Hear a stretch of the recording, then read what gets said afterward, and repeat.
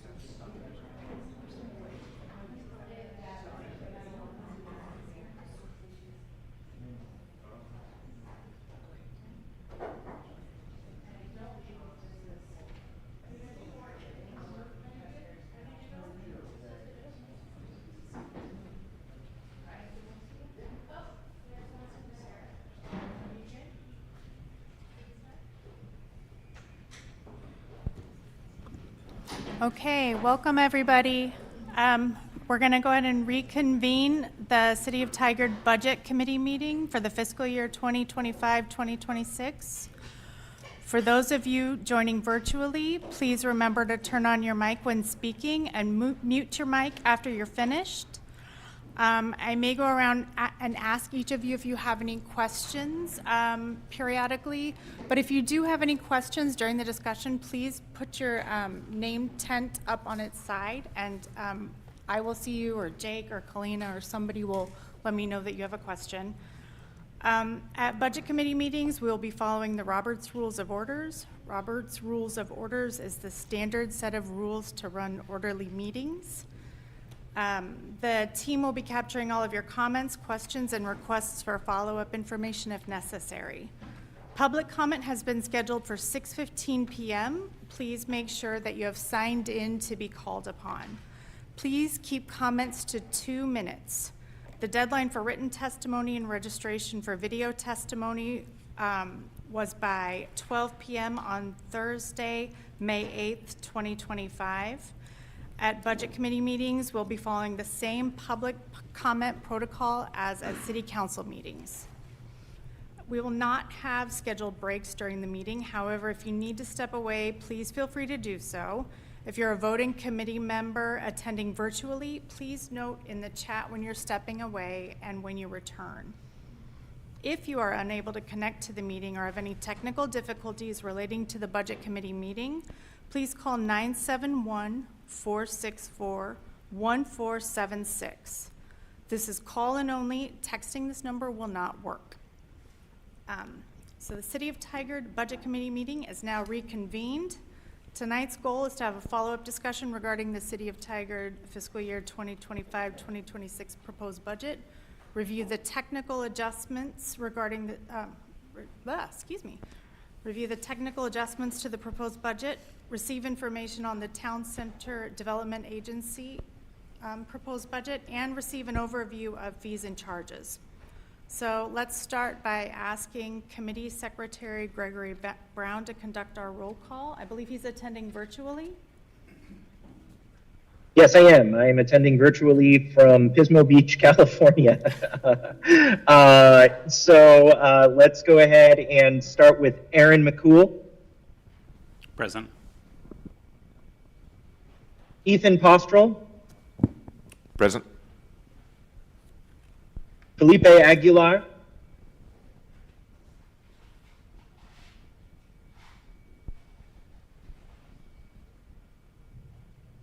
Is Felipe there? No, I don't believe he's here. All right. Let's see here. Gregory Brown is present.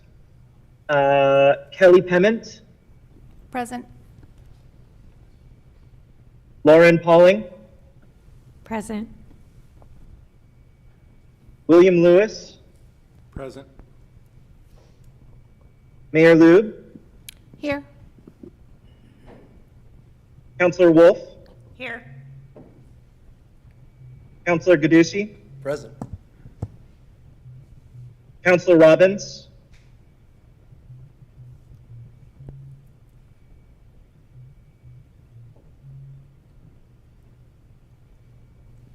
Not here. Not here. Not in the room anyway. All right. Councilor Schlack. Here. Councilor Shaw. Present. Councilor Hu. Here. Youth Councilor Manini.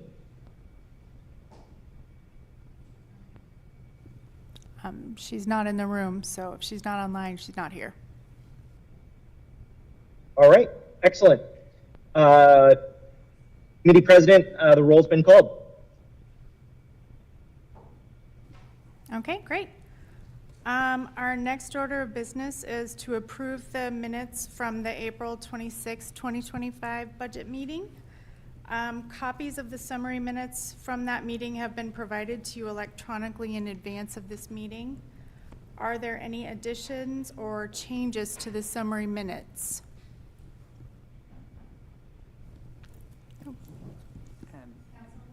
Thank you. Eric, I just want to, since I left early, do you want me to abstain or approve since I was there for majority? Just wanted to clarify. I would have to refer to someone else who's an expert on the Robert's Rule of Order. You don't have to abstain because it's just saying that you believe it's a true representation, and yeah, you don't have to abstain.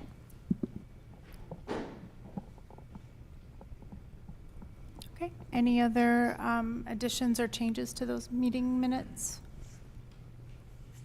Okay, is there a motion to approve the summary minutes as written? I move to approve the minutes. Seconded. Okay, the minutes have been approved with no changes. Oh, you know what? Sorry. I skipped a step. It's called voting, and it is important, and I'm going to do that now. So, roll call vote. Aaron McCool, Yes. Ethan Postrel, Yes. Felipe Aguilar is not present, Gregory Brown, Yes. Kelly Piment, yes. Lauren Poling, Yes. William Lewis, Yes. Mayor Lube, Yes. Counselor Wolf, Yes. Counselor Gaducy, Yes. Counselor Robbins, Yes. Counselor Schlack, Yes. Counselor Shaw, Counselor who? Yes. Yes. And yes. Okay, we have all voted. The motion is adopted by a unanimous vote of the Budget Committee, and we will get those meeting minutes into record.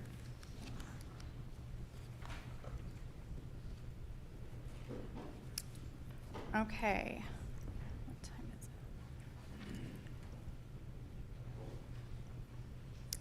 So our next item of business is to receive public comment.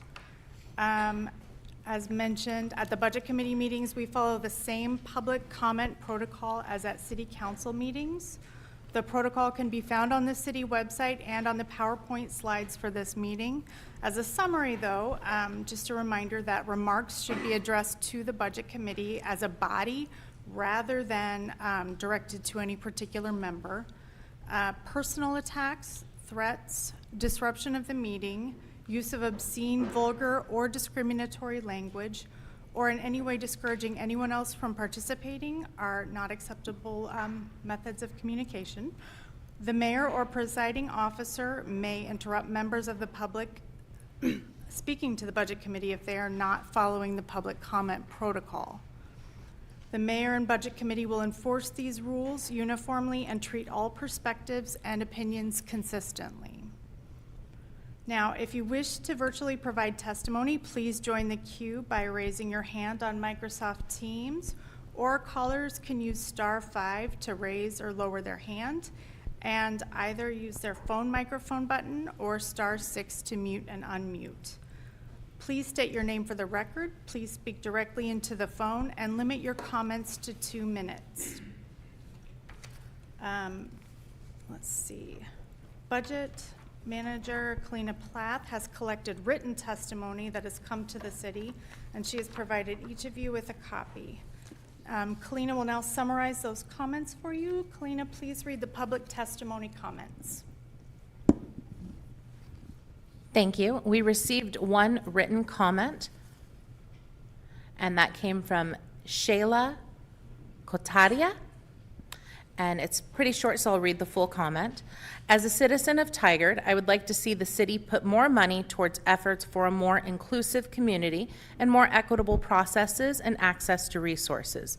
This could be in the shape of a separate line item or initiative specifically focusing on these goals embedded into all efforts into the city funds.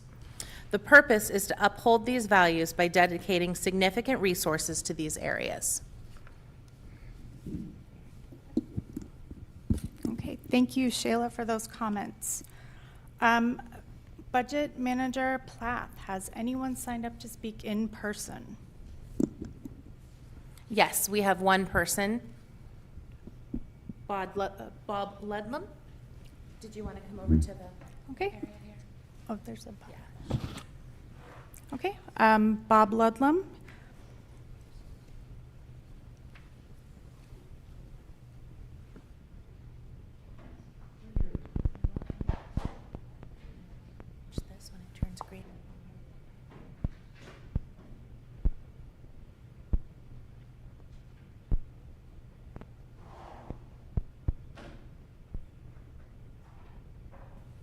Bob Ludlam. Can you hear me?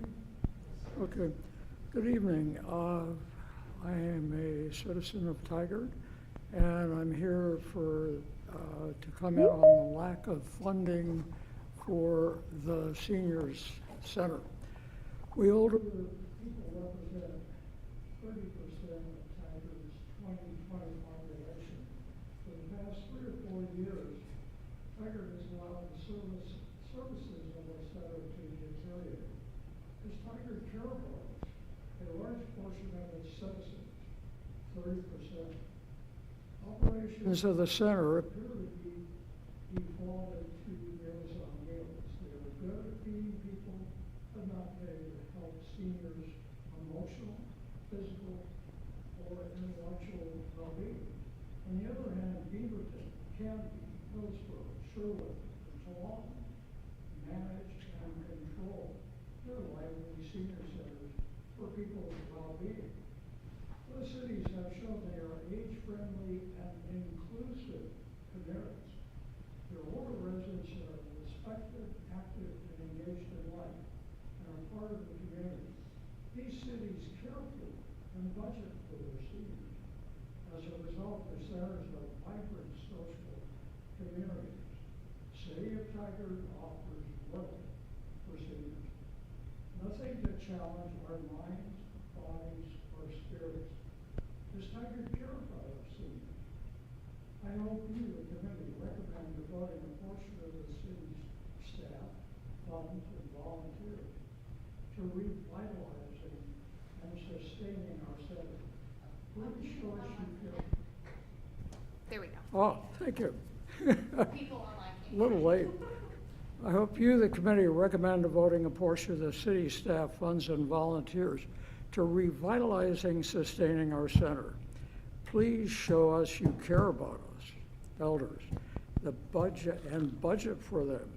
Try to be inclusive rather than exclusive in your budgeting. Thank you. Thank you for your comments, Mr. Lidlam. Okay.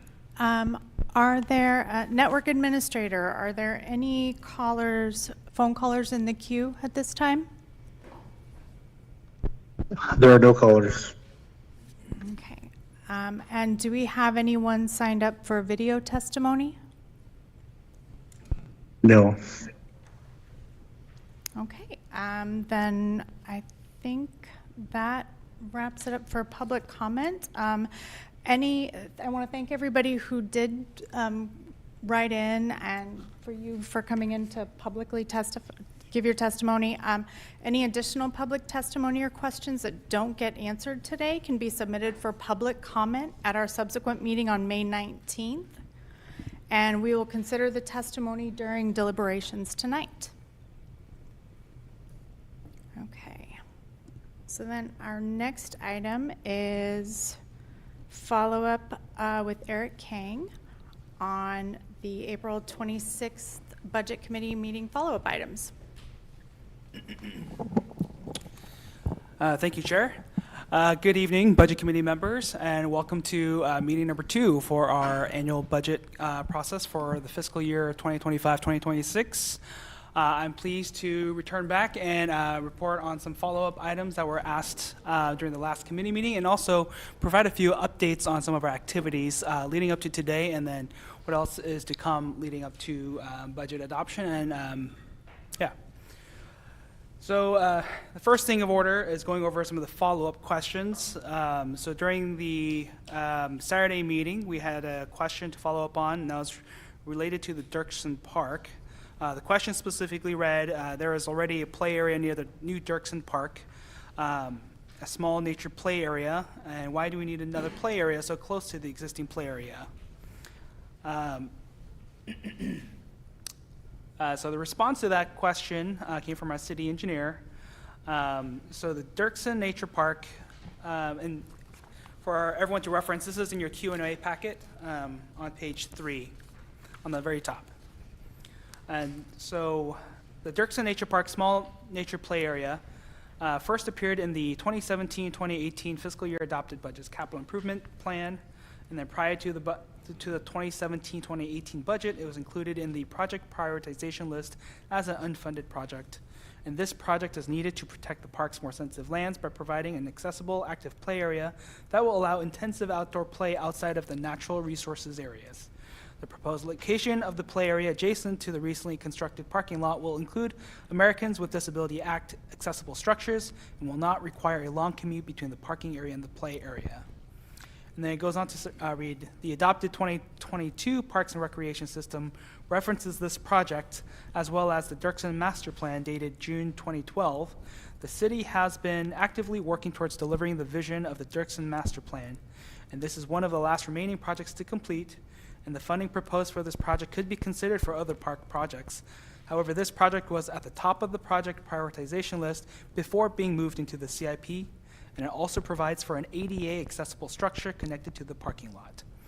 And the current play area within the park was not able to fully meet accessibility standards, and by providing this addition, all users of all abilities will be able to enjoy another accessible play area in our community.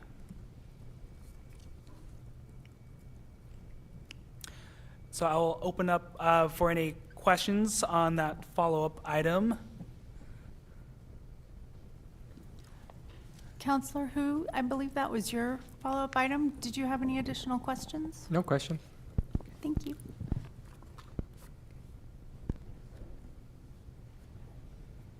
Counselor Schlatt? Not a question. I just wanted to thank the team for this packet of all the questions and answers that came from our marathon meeting a couple weeks back, and in particular that one follow-up item.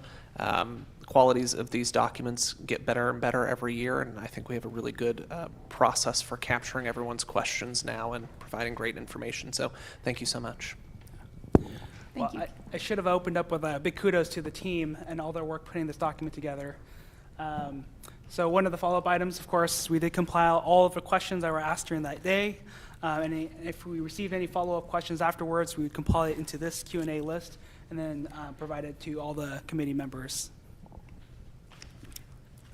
Thank you. Ethan Postrel. Thank you. I think just as a item of conversation regarding this question in the Dirksen playground, I just wanted to note that both of the two public comments we heard today talk about, desiring more inclusion.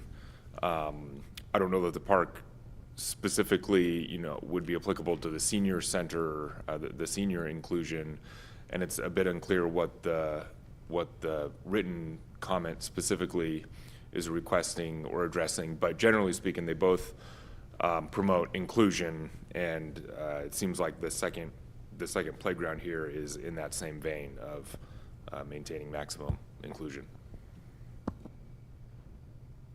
Mayor Loop? Yeah, thank you for bringing that up. I just want to add, anybody who has small children and goes to the inclusive playground now, it is a zoo in the best possible way, I think, which shows how much our community has really enjoyed that. But I also am concerned that some of the kids that it's intended for can't actually participate because it's too overstimulating for them. They don't have enough access to calmer spaces. So it's my hope that we actually continue to build playgrounds that are inclusive. So there may be smaller spots where individuals with other needs may also be able to play. So I think this is an incredible step in the right direction, because I know kids who want to go, but it's just, again, it's crazy in the best possible way because it's such a wonderful playground.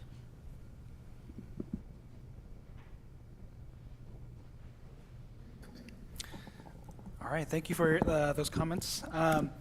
The other follow-up items, I'm also pleased to share some of our activities since our last meeting on Saturday. So thank you for all the members that participated in our Coffee Meets Budget. We had that last week on Tuesday and Wednesday at the Senior Center and at Well and Good Cafe.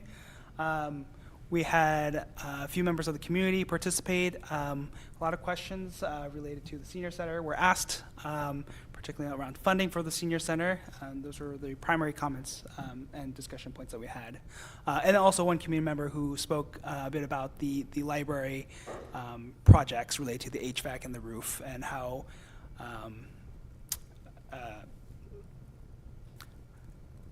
how important the library structure is for our community. In addition to that, we did provide a few additional follow-up documents to the committee. Based on requests from the Budget Committee, we've provided a memo that documents the proposed reductions that we spoke about at the Saturday meeting. This includes the 3% reduction, specifically which departments that they impact, a narrative of what's included, and then some detail behind those numbers as well. In addition to that, just earlier today, we did send out another follow-up item that includes further detail on the budgetary information that's included in the proposed budget document. So in that document itself, I think there's some context that needs to be provided. In our proposed budget for fiscal year 26, you'll notice in our department pages, it summarizes personnel, materials and services, capital outlay into those categories. We do have a different way of presenting that information going forward. That information is provided in our online link in the open book. It's called in our new budget software system. This year it has not been fully completed. So that information is not available as of yet, but we did provide a link to a Excel workbook that provides all the detail that if you've seen the budget book in the past, it's presented in the same way, in the same order that you would read through the budget book. That being said, the intention behind why we summarize the information is typically, as far as the Budget Committee goes, we typically try to focus on what the adoption is by this committee, and our conversations try not to go into the actual line item details because from an operations standpoint, these are guidelines for the departments, not necessarily written in stone as far as what they can spend, but they are our best projection of what we intend to do in the next fiscal year. And so there's some discretion, if we're talking about like travel training versus dues or professional services, there's some ability to swap between those budget items.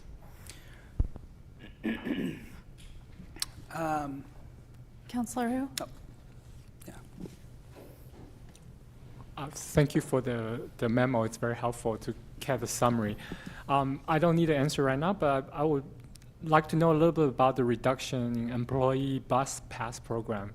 What was being cut and how that impact? I don't need the answer now if you are not ready to. Thank you, Councilor. For the record, Interim City Manager Trich, happy to answer that now and we can provide more detail. That TriMet Bus Pass program was intended as part of an incentive program to get some of our teammates to use transit to get to campus. We also had a carpool preferred parking spot. Some of the different ways that we're trying to address not only our environmental commitment, but also space limitations. If you've come here on any given Tuesday, it's very hard to park. We found that after, I'm not sure how many years, more than 3 years of having the TriMet bus program, even outside of the COVID period, there were no more than 12 people that were utilizing it and not doing so on a regular basis. Given the return on investment or the benefit, we thought that it was something worth considering to put on the table. We would certainly be open to exploring other options. That the cost benefit didn't quite work out, at least in recent years.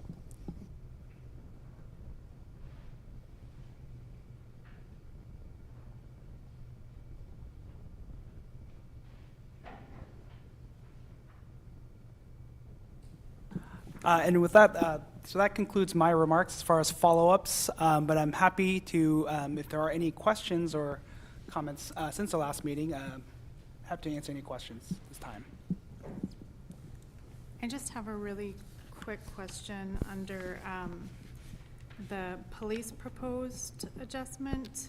They're saying that some of the money is going to come from criminal forfeiture dollars, and I'm wondering if those are dollars that are already like received and recognized, or if those are just projected dollars. So for all of our forfeiture funds, those are only budgeted based on dollars received and already in hand. We never budget based on projections for our forfeiture dollars because those are completely unpredictable. Thank you. Counselor Wolf? Thank you. So Eric, this is a new question, if you will, and I apologize if this was addressed and I missed it. As I think about public comment, as I think about Shayla's request around inclusive work, I want to jump back to the current work that Enviro Issues is doing. You know, if we rewind 2 years ago, we had a conversation about a navigator. We decided that having the consulting work was a better strategy to really understand the issues. We're coming close to wrapping that work up, but I don't recall seeing something identified as we plan for next year to address that. And I feel like back to Ethan acknowledging that comment, it reminded me that that was a curiosity I had a couple weeks ago and I didn't push that forward. So I'm doing that now.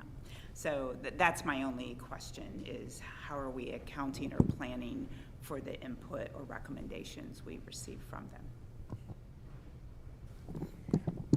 Thank you, Council President. The Enviro Issues report of recommendations will be circulated here this week. They have a number of recommendations, everything from expanding program offerings to broadening access of websites to hiring staff. So those recommendations will be presented to Council in conversation at the end of June and before a Council meeting in July, July 22nd. There hadn't been a budget set aside in FY26 to deliver on the recommendations because I think only one teammate had viewed it ahead of this meeting, and that was me. And so we haven't had a chance to develop cost proposals based on that. We do have the equity budget, the DEI budget that we've already set aside. There's vacancy savings from the position. There's also the Equity Advisory Committee has some dollars assigned to their work geared toward delivering these sorts of actions. I won't say that there's money set aside for a position, but there's certainly funding that we can implement some of the recommendations and begin to ramp up that program. Internal training, better external engagement, and so on that can kind of move us towards the outcomes defined in that document, which you'll be hearing about very soon. Counselor Robbins? Thank you. I just wanted to add a suggestion since we came back to inclusion and equity. I think that those terms mean different things to different people, and it's hard, like this written comment that we have talks about towards efforts for a more inclusive community, a more equitable process and access to resources. And that's very difficult to know what this woman is writing in to ask for. But I think the city already does a fair amount of things to increase access for people, and maybe it feels a little invisible, or maybe we haven't really highlighted that. I would not request that we do it this year because it's much easier, I think, to do it as you process a budget rather than going back. But perhaps through this next year, we could kind of earmark and note all of the things that we do for equity and highlight that throughout the year and for next year's budget so that people know that maybe some of what they're seeing here is that we consider status quo is actually something that might not be available in other cities. And so if we could start that running document kind of now, I think that would be helpful. Thank you, Councilor Robbins. I'd love to respond to that. We do report our equity accomplishments by department on an annual basis. We provided a 13-page summary. The original document was nearly 30 of the various accomplishments that the departments are able to contribute to. It's perhaps too much detail for public consumption, but I like the idea of having a greater linkage in our budget materials towards equity outcomes, and that's something that I think we should consider and perhaps could make a note going forward, and welcome any feedback as to how to make that more visible. Thank you. Counselor Schlack? Thank you, Chair. Yeah, I just wanted to add my perspective on that public comment and some of the other remarks that have been made, because it does get tricky taking some of these policy concepts and themes that we're trying to go for and sort of get those out of the budget document when everything's broken into different programs and materials and services, and like how do you translate these things that we're trying to do into a budget document, and then vice versa. How do you read a budget document to try and figure out what's happening? I was reminded through all of this of, I think it was 2 budget cycles ago, I think it was a houselessness budget was introduced for the first time. It was like very clear, the council wants to focus on houselessness, so here's the houselessness budget and where we're going to work on things. And then the next year, I was like, where did the houselessness budget go? Oh, it was renamed strategic initiatives, so that way there's a bit more flexibility. And I think I find that I sort of agree with the perspective that it is a bit challenging to take some of these concepts and then figure out where they are in the budget. I always find that the budget message is usually the most helpful spot, because that's where you get the real top level. Here are the policy objectives we're trying to achieve, and here are some of the greatest hits in the budget that really address those concepts. And I think in previous years, in addition to the 4 council goals, diversity, equity, inclusion, and belonging were also added in. So those are just some thoughts I wanted to add to the conversation. Ethan Postrel? Thank you, Chair. A few quick comments. Again, on the comment here that was written and submitted, in case Shayla is listening or may review the minutes of this, I would like to maybe comment for the record. I would invite Shayla to submit another comment, maybe with some more specificity. I know at least I would like to know more about what exactly she's seeking. I'm not entirely, I understand the general idea of inclusion and equitable, but it seems like maybe if there's something more specific, we could maybe consider to be more actionable. Another question regarding the transitioning of funds from the general fund to the criminal forfeiture dollars to fund certain parts of the police budget. What kind of things would normally be funded by the criminal forfeiture dollars that may now not be funded because of the diversion of those monies? So the criminal forfeiture funds are used for typically one-time expenses because they are unexpected, unreliable. That being said, it's kind of hard to answer that question because it's a trade-off decision every year. So typically the way that the funds have been used in the past are for like special assignments, where we're paying for like overtime for special assignments for some of our officers. And I think that's the best example I could provide at this moment. Yeah, no, that's helpful, Director King. Thank you. Yeah, so nothing specific. Just okay. Yeah, no, that is helpful. Thanks. A lot of the mentions throughout the reduction memo talk about reduced consulting, and is there like one firm that provides consulting across the agency, or is it a lot of different, consulting contracts that might be pared back, or just kind of wondering a little bit more about what that reduced consulting looks like? Could you specify your question one more time? There were a lot of mentions throughout the reduction memo about, it seemed like a lot of the reductions were coming from decreased consulting and professional services contracts, it seemed like. I should have highlighted them. So I was just wondering if, is there one particular consulting firm that's providing services throughout the city, or is it more of a hodgepodge throughout the various services? As far as in general, professional services across the city vary quite a bit. So it ranges from things like on-call engineering services, audit services, legal. We even just for attorneys, we do use quite a few different attorneys for the different types of disciplines.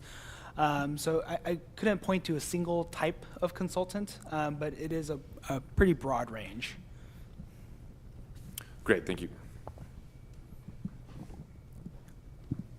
Mayor Loop? I think since we're all looking for a little more guidance from Shayla, I'd be happy to send her an email requesting additional information since we have her email address and forward it on to the rest of the budget committee if and when she responds, if everyone feels like that's acceptable and appropriate. Okay, I'll do that. I do also have Chief McDonald on the line wishing to comment on forfeiture funds.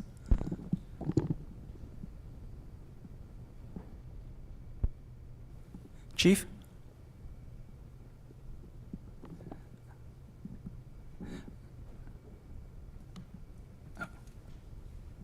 All right, never mind. We can follow up on that at the next meeting.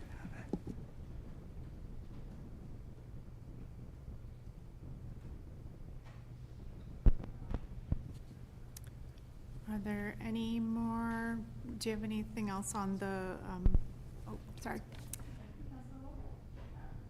Just 30 seconds to follow up on the mayor, and thank you, Mayor, for doing that. And I also, just to give context for the group who might not know, Shayla served as chair for our Committee for Community Engagement for 2 years and probably served on the committee prior to that. So I just wanted to give context that she's an active participant in our work, and that might, and Ethan, I appreciate the question. I think it's fair to give more specifics, but also wanted to give perspective of her engagement with the city. So thank you.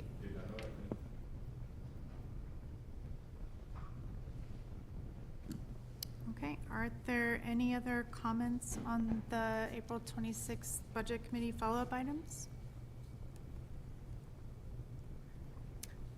Okay, our next agenda item is to move on to the technical budget adjustments. Kalina Plath, Budget Manager, will now start the conversation on those technical adjustments.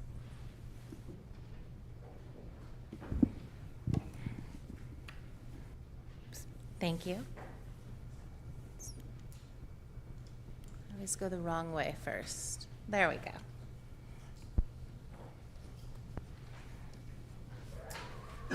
So we have a few proposed budget adjustments, and many of these are things that have come in after we go through our budget process. If you look in the budget book, it kind of goes through our process. We start many, many months before we actually come forth with you at the committee. And sometimes things aren't known at that time, so a few of these are unknowns that we've come to find out after we put together this book, so we want to point those out to you. And some others might be like a technical issue that we found after we were printing, and so we want to point those out to you as well. So the first ones here that I have are those that affect the general fund. We have $135,000, and this is the addition of a sustainability coordinator. It's a 1 FTE position. The council has previously approved this program, but the FTE had not yet been budgeted. So as we were putting that book together, this is one of those where we realized this was not added to the budget, so we're taking care of that with this increase here. The next one, just under $25,000. Our library has some funds that have been held in a trust. They're sitting in a liability account, and the library realized as they were looking over their budget that they did not have that included. This doesn't increase general fund usage because it's already earmarked for the library. So we are hoping that they'll finish out this amount of money that's sitting in the liability in fiscal year 26. So we are adding that into the budget. The next line item is a reduction, and that is actually the mayor and council have gone through and reviewed their budget and reduced it. So in addition to all of the other departments, as we've talked about, going through and taking some line items and reducing those, mayor and council have also proposed reductions. And that comes out to $6,000 in training and travel, $10,000 in consulting services, and $1,250 in special projects. And just for clarification, this is the amount that's included, referenced in the memo that was distributed. And then our next fund here is our transient lodging tax. And we're proposing 2 increases there. One is for $70,000, and this would be creating a permanent funding partnership utilizing those TLT dollars for the Tigard Chamber of Commerce for their continued work operating the visitor center and sustaining the regional draw with the Tigard Farmers Market. And the second one there is $25,000 to hire a consultant that will engage and pull together a stakeholder group to create proposals for council to decide on strategic uses of the transient lodging tax funds. Go ahead, Marilyn, you have a question? Oh, I just wanted to make a comment. So before the city council recently, some information on TLT dollars was brought forward. The city was intentionally sort of building them up in anticipation of being able to build something that's not allowed to be built in the land that we have. And so we were told that, I mean, we're not like swimming in cash, so I don't want to give that out, but we gave the direction that we would really like more of a strategic plan and some ideas of what we could use the TLT dollars for. So I wanted to give our community members some additional context that the $25,000 is a request from the Tigard City Council to help us understand the better ways that we can use TLT dollars in the future. Because they have very specific uses, which might be expanded with the state legislature, a bill down there. So, but yeah, just additional context. Thank you for that additional information, Mary Lou. The next fund that I have is our street maintenance fund.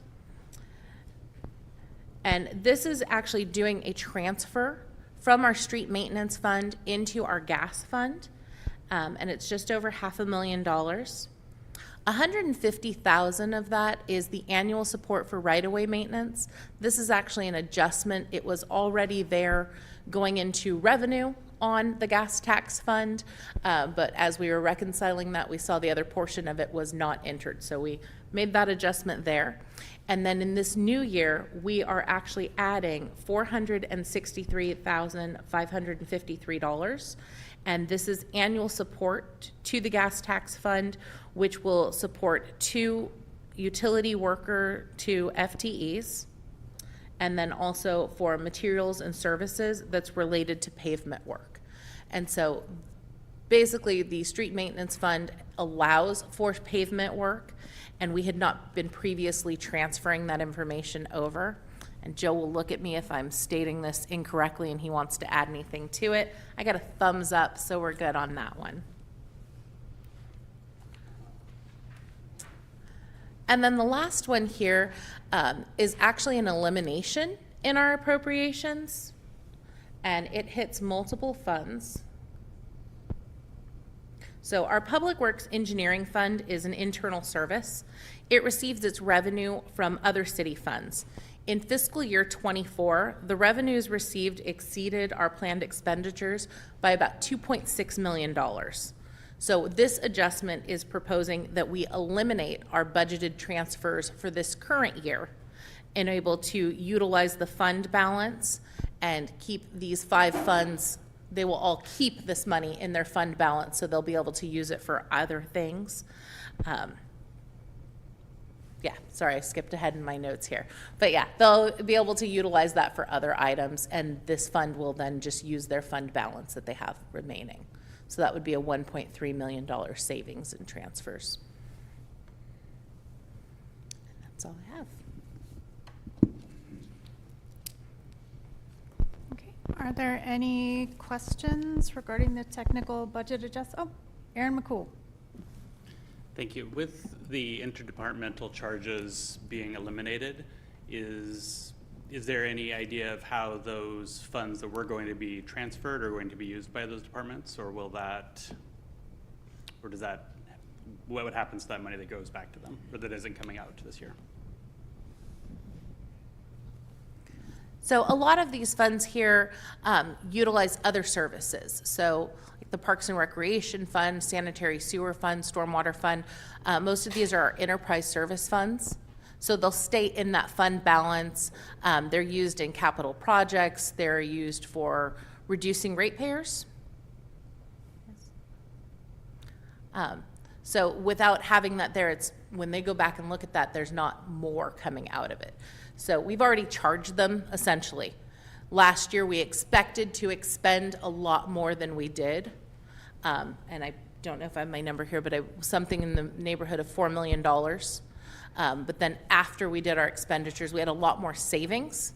And so 2.6 is sitting in that fund. So really, it's just a true up. We're saying that we don't need this extra 1.3 this year. We're not going to charge them. We'll utilize that fund balance, and then that will be available in their fund balance for future projects. And just to clarify, so when we looked at it last 2 weeks ago, there were unfunded projects that were sitting in multiple areas. We're not going to touch those at this time. We're going to not be charging out from, say, Parks and Rec, the 200,000. But we're not going to earmark that for anything specific at this time. Yeah, I would have to pull each of those unfunded projects, but I believe the majority of those are not eligible for these particular funds. Okay, thank you very much. Counselor Schlack? Thank you, Chair. I just wanted to confirm that the sustainability coordinator that came from the Climate Action Task Force conversation that we had, I believe, in December. Is that accurate? That's correct. Thank you.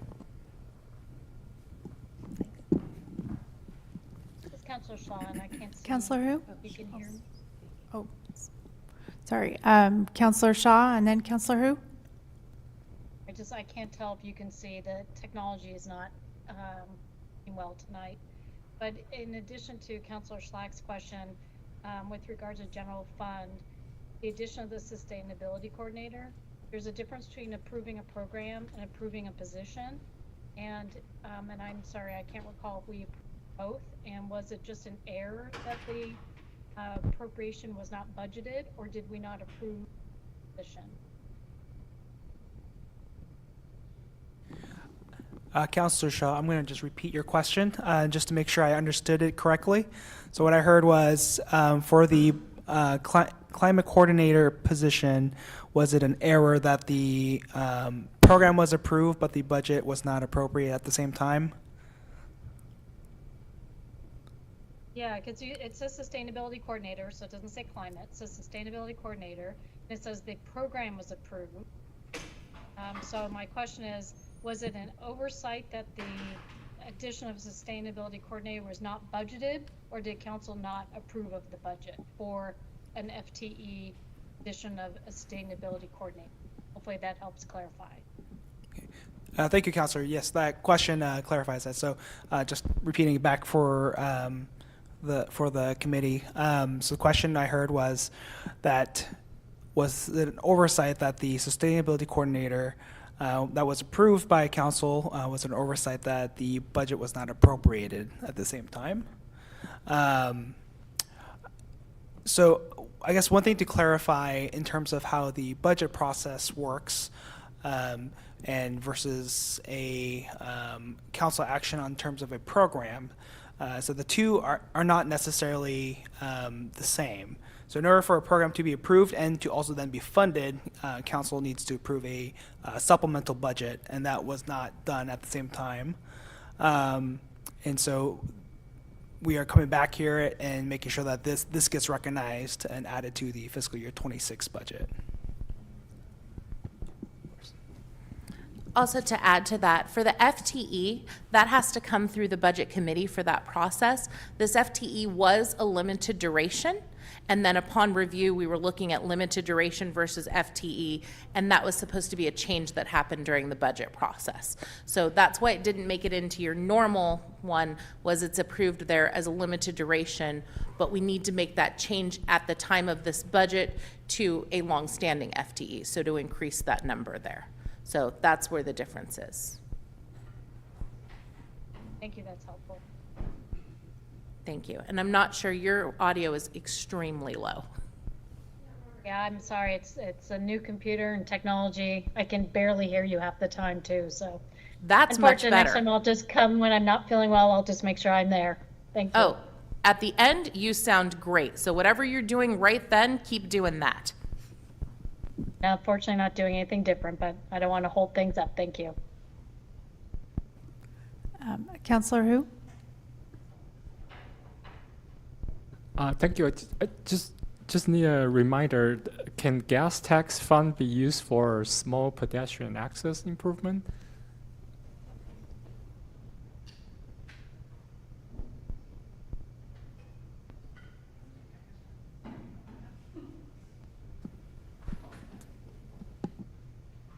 Hi, Joe Barrett, business analyst for Public Works.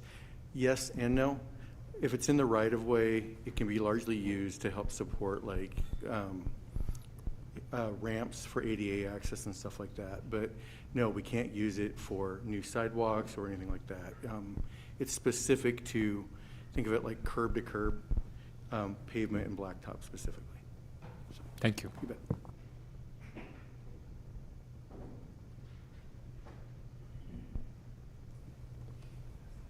Are there any other questions regarding the technical adjustments? Okay, then I think we're ready to move on to the Town Center Development Agency budget. Let's see. Town Center Development Agency budget, that's Emily Trich, Interim Executive Director, Sean Farrelly, Redevelopment Manager, Ensemble Kirkman, Community Development Director. They will now present the TCDA budget. Thank you. Good evening, Budget Committee. As your interim executive director of the Town Center Development Agency, I'm pleased to provide some high-level points before we get into the details. The Town Center Development Agency, or TCDA, is Tigard's agency responsible for the revitalization of the Tigard Triangle and City Center Tax Increment Financing, or TIF districts. The TCDA plays a vital role in advancing our shared vision for Tigard to become an equitable community that is walkable, healthy, and accessible for everyone, and in furthering the 2025 to 2026 Council goals, create housing opportunities for current and future residents, elevate economic opportunities for current and future residents, and cultivate Tigard as a great place to live, work, and play. There's been a huge increase in apartment developments since the establishment of the Triangle TIF District, with 847 apartments built or under construction, about a third of which are regulated affordable. However, there remains a great need for infrastructure like streets, sidewalks, trails, and parks. The city center, in the city center, investments like Main Street, Green Street, Universal Plaza, and building grants have attracted new business investments, including AVA on Main Street. The investments included in the FY26 proposed budget ensure the TCDA will continue to make progress on key community priorities, including completing a downtown wayfinding plan, making progress on acquiring land for Tigard Triangle parks and open spaces, and deploying a fund to respond to small infrastructure opportunities like ADA accessible curb ramps, street lighting, enhanced crosswalk treatments, and speed cushions. We look forward to continued progress in the coming year on advancing the TCDA's mission of creating a safer, healthier, and more connected Tigard for everyone. With that, I'd like to hand it off to Redevelopment Manager Sean Farrelly. Thank you, Interim Executive Director Trich. My name is Sean Farrelly. I'm the Redevelopment Manager. I manage our two TIF districts. And next slide, please. Oh, I will do that. Oh, wrong way.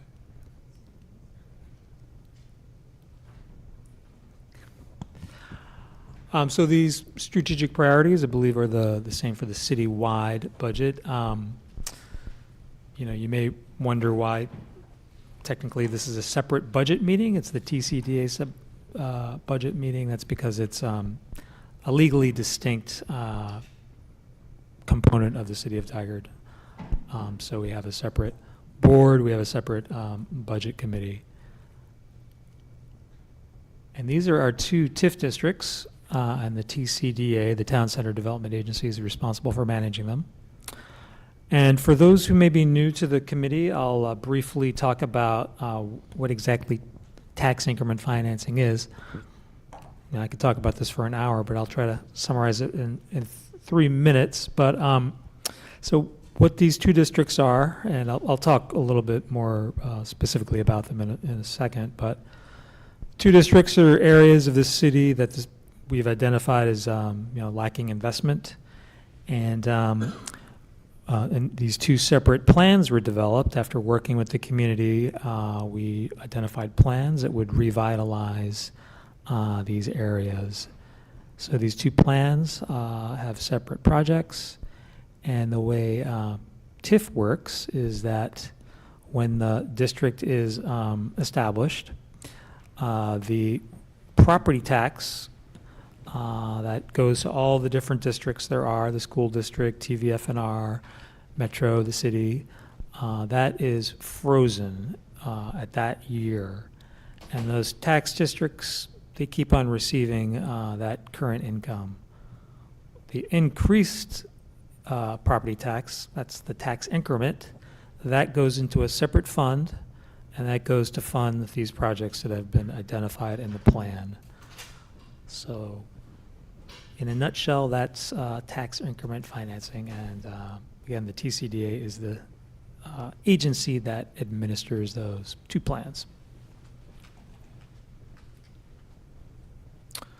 So I'll talk about our two TIF districts. The older, more established one is the City Center TIF district, also commonly known as the Downtown District.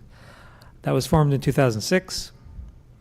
The maximum indebtedness, I should say, explain that term too. That is basically the total budget we have to fund projects. So that's the amount of money that can be borrowed with the increment pledged as the way to repay it. So $42.8 million is how much there is to spend in this district. The projected TIF district for this coming year is just over $1 million. And then the remaining debt limit, so the amount of money we have to spend in the district before it expires, is $30.3 million.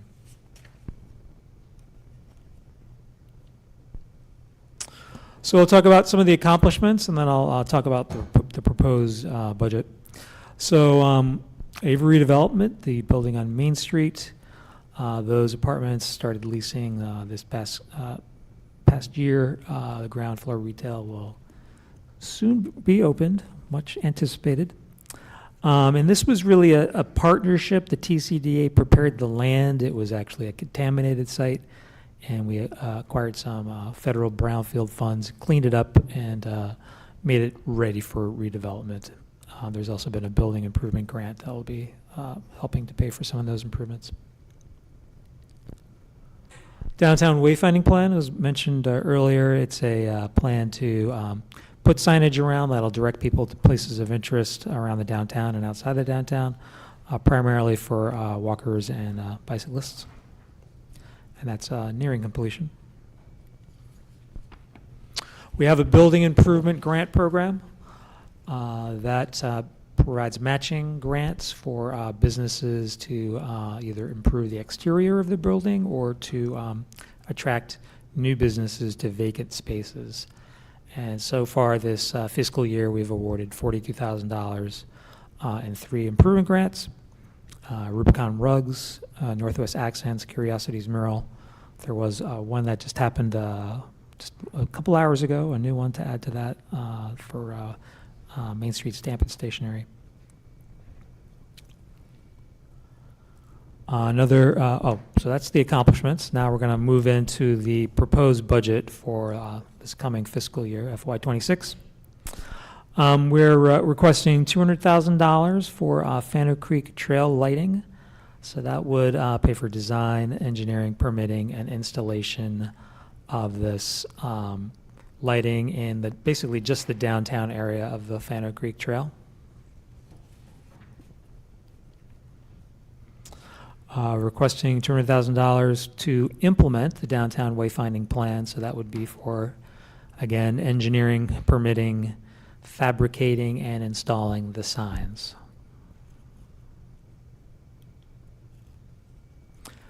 Requesting $40,000 for design and engineering of the Fano Creek Trail Connection, Bridge Improvement, and Main Street Trail Crossing Improvement.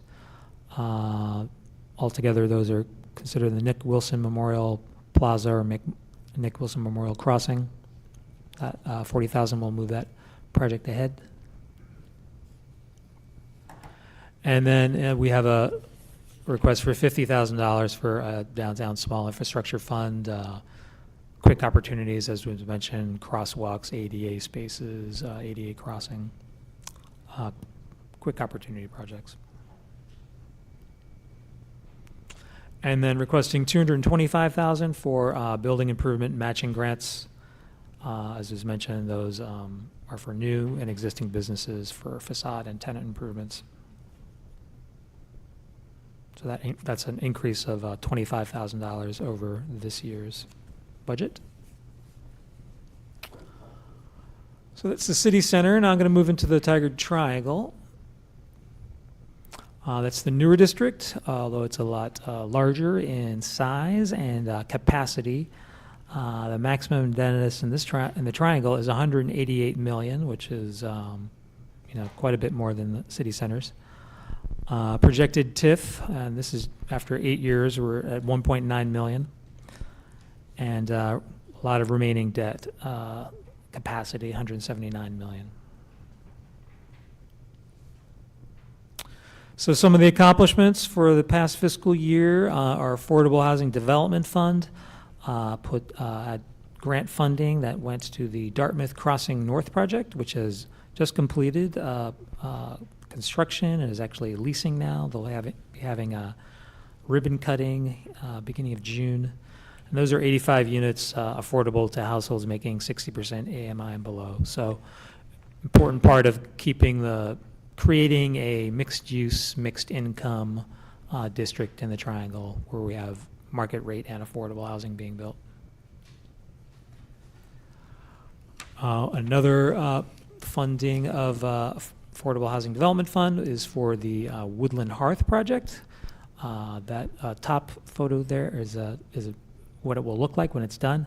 They have just broken ground. That's what that lower picture is. So they've just broke ground a few months ago, January, and that'll provide 63 units, many of those family-size units, 3, 4, and 5 bedrooms, which are really tough to make pencil in affordable housing and market rate housing for that matter.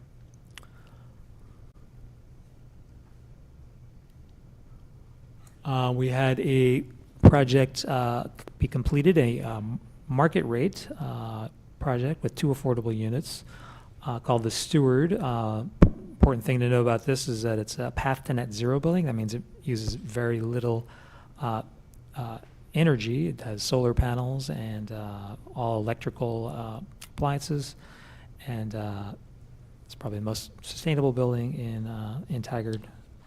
And that was completed earlier this fiscal year. And then similar to the downtown, we also have building improvement grants in the Triangle, and we have awarded $150,000 in matching grants. We helped attract 4 new businesses, including 2 new restaurants, which is a real trying to attract more restaurants to the Triangle, because that's part of a complete community, having places to eat.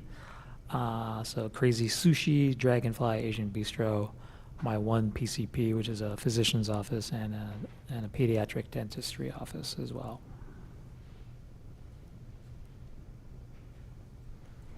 And then additional development assistance was provided to help the Family Promise of Tualatin Valley's Bridge to Home.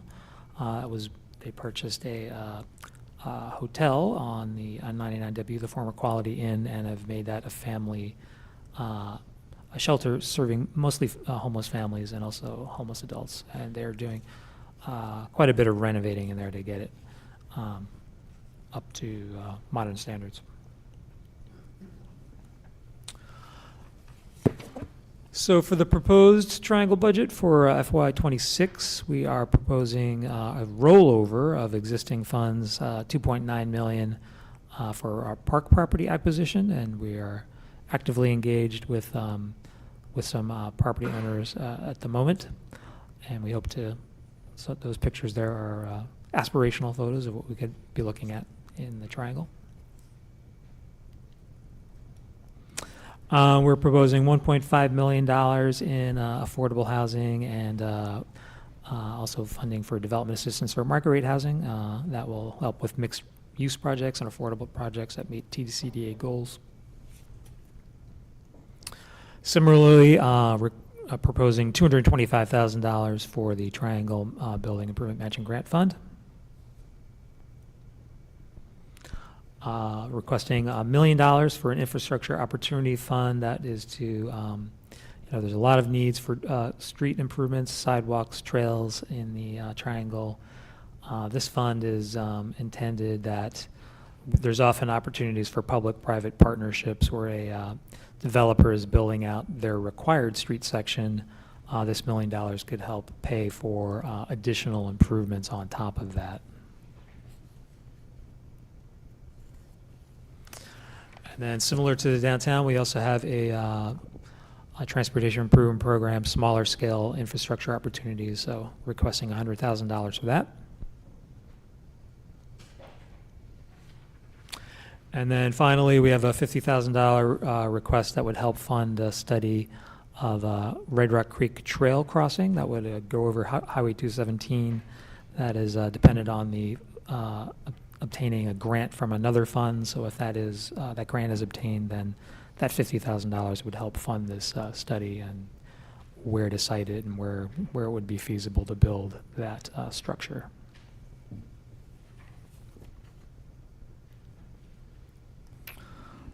So that ends my presentation, and happy to answer any questions. Okay, Councillor Hu? Thank you. So going back to the Nick Wilson Memorial Plaza project, I seem to remember it include funding for a Fennel Creek Trail lighting study, but now I see another line item for Fennel Creek Trail lighting. Is that a new separate thing?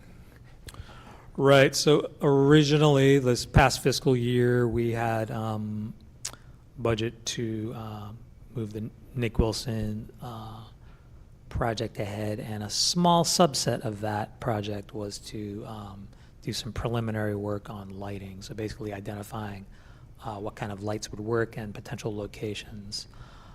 We'd like to move that ahead, and that's going to take more funding. We are currently kind of deciding how to move ahead with the Nick Wilson project. It may be different than we had originally imagined, but we want to move that trail lighting ahead because it's been a real request from the community to get some lighting there. Yeah, I heard from the community a need for the lighting, so I appreciate having a separate track. Yeah. Thank you. Lauren Poling?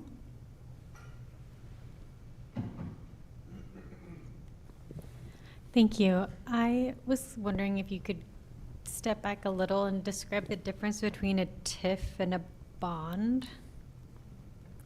Yes. So TIF is tax increment. That's the property taxes that are increasing every year, either as the result of that, our property taxes can go up 3% a year, and then any new development that happens in the district also goes into this fund, the tax increment fund. That fund is dedicated to funding projects that are in the urban renewal or TIF plans. And when we talk about bonding, because the way the Oregon statutes are written, technically we have to borrow the money, and then this TIF money pays that off. So it's the TIF is kind of the funding, and the bonding is how we get the funds to pay. The TIF pays back the borrowing.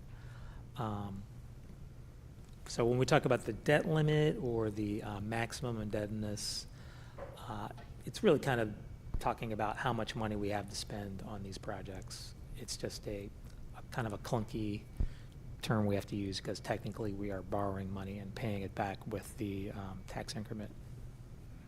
Eric, you have make that clear? Yeah, if I could just add one more thing to that. So there's really two ways to think about how you spend money out of these TIF districts. So the one is, so we get the TIF money, as Sean described, that's the additional growth that you get. So, when you have redevelopment, that could also, cause a boom in your tax bases for that district. So if you have a lot of new building, new construction there, that could cause your tax bases and your assessed values to go up, increasing your tax revenue.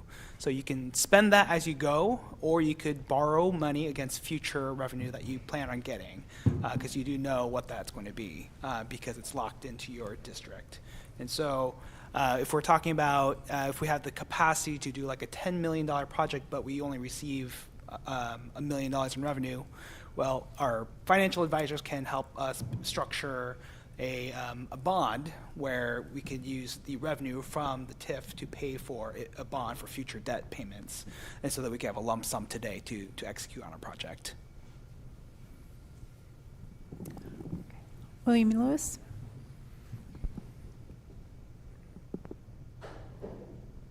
Thank you. I'm not sure I'm actually interpreting this properly, so it just may be a point of interpretation. When you look at the administrative cost line for City Center, it's approximately 25% of the year's budget versus the Triangle, which is about 8%. And I just didn't know if that was a reasonable way of looking at it, if we're looking at like it's an older fund, they've got more under management. So we're talking about in the proposed budget, pages 5 and the for page 5 for the city center and page 9 for the Triangle. Yeah. Yeah. So some of the administration is basically fixed costs. They pay for the FTE who are working on the projects. Also pays pays staff who are directly working on the projects, managing projects. Also pays for people in other departments who are helping work on TIF projects like the budgeting and engineering, things like that.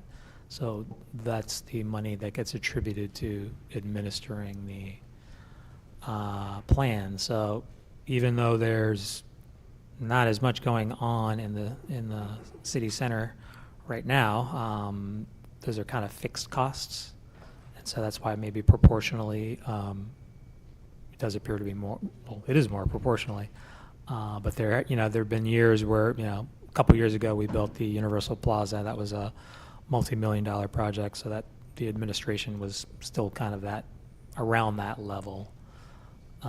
So proportionally it would have been smaller. So kind of depends on what's going on each year in each district. Sometimes there's more going on in one district or another, but the administrative costs are kind of fixed. Thank you. Aaron McCool. Thank you. I have a couple of questions. First, on the Fano Creek Trail lighting project, you had mentioned that that's just the downtown area. Did you mean the city center TIF district, or just a condensed area within closer to the main street? Yeah, so it's probably not good that I use those things interchangeably. They do kind of mean different things, but when we talk about the city center TIF district, it's generally the area that we talk about downtown, but we're talking about basically the Fano Creek Trail from Main Street to Hall. So that's all within the district. Thank you. My other question was about the building improvement matching grants. With those, first off, am I correct in assuming that it's like a 50-50 matching? The business puts in 50 and then the city can match up to 50% of that? Generally, yes, no less than 50%, but quite often the business or property owner spends a lot more than what the match is. Okay, and I guess my question just comes down to, is this well-known within the businesses that are out there? Are we having any trouble finding businesses that are trying to get grants for it, or is it, it's pretty competitive at this point? Yeah, we've been, I think, doing a better job at letting people know that it's available, especially the downtown. We work with the TDA that will, especially when there's new businesses moving into a vacant space, they let them know that this grant is available. It's been communicated to different brokers out there, so I think in the Triangle it's becoming well known. We've been getting a lot more interest in the Triangle from businesses moving into vacant spaces. we post sign, when the projects are done, we have a big sign that's in the window that says it was funded by the program, and I think we actually have I think we might have a QR code on there so people could find out more about it. So yeah, I mean, we can always improve communication, but I think, you know, we made a concerted effort in the past year, especially to be more proactive at promoting the grant availability. Thank you. Counselor Shaw?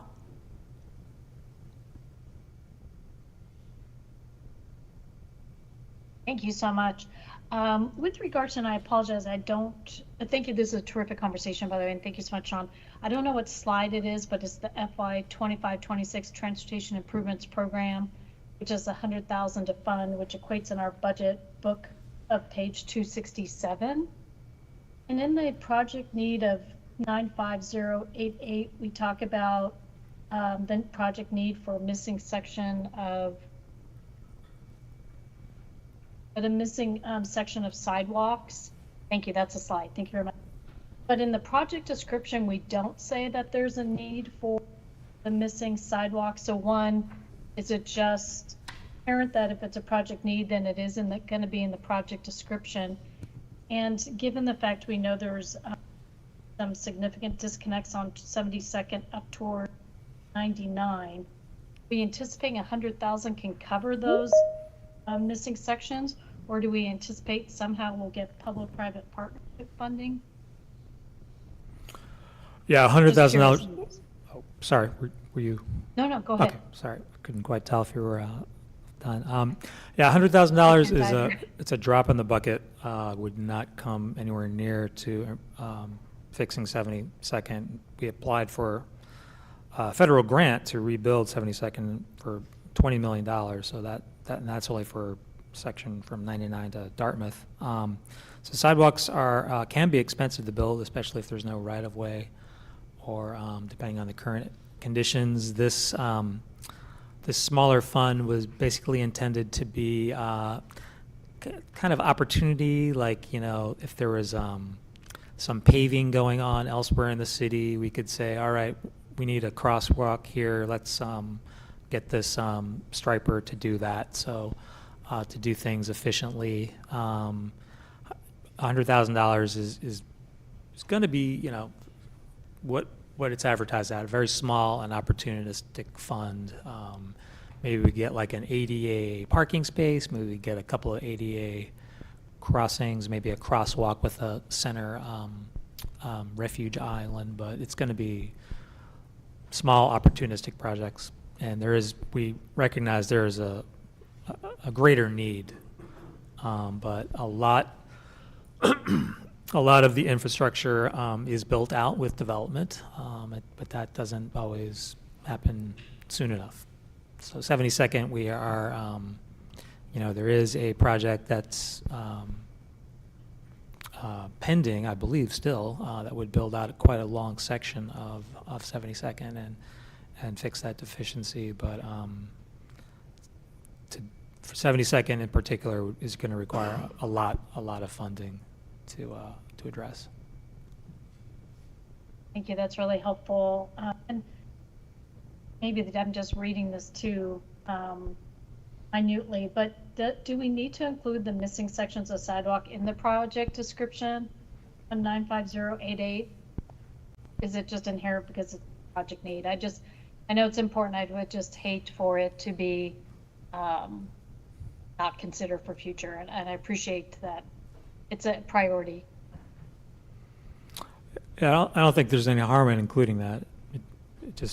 Sidewalks can be pretty expensive, so maybe if there's a really small section, we could build that with 100,000. But yeah, I don't think there's any problem in adding it to the list of potential projects for that CIP number. Thank you. Counselor Schlack?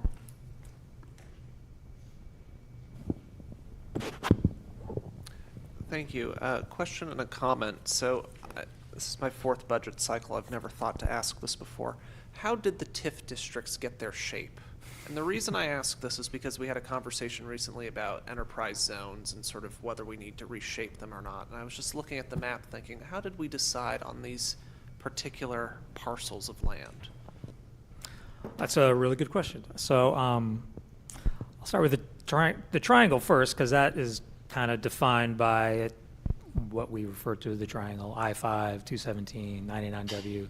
There was a decision to bring the TIF district boundaries across 99W to, so that both sides of that road could be eligible for grant funding. With the downtown, kind of a little predates my time with the city, but I think it's, we wanted to take in what people typically refer to as the downtown, and a little more going across 99 to take in the Tigard Plaza shopping center, the Park 217, that office or flex space that's kind of below 99. That was added a little bit later in an attempt to basically look for more TIF generation.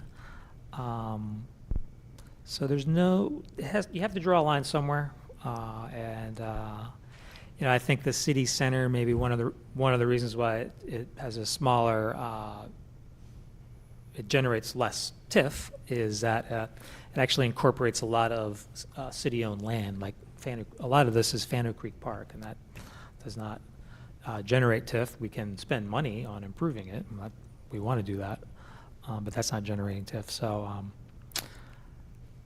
it's not a science, but it was at the time in the year 2005 when they drew this boundary that was considered to be. Thank you. Yeah. And then I just wanted to say that I really support the Fano Creek Trail Lighting Project. This past weekend, we had the Move with the Mayor trail walk event with Mayor Lube, Councilor Hu, and a number of community members. We walked from Woodard Park down to the library, so we saw a good chunk of this trail section that could really benefit from the lighting.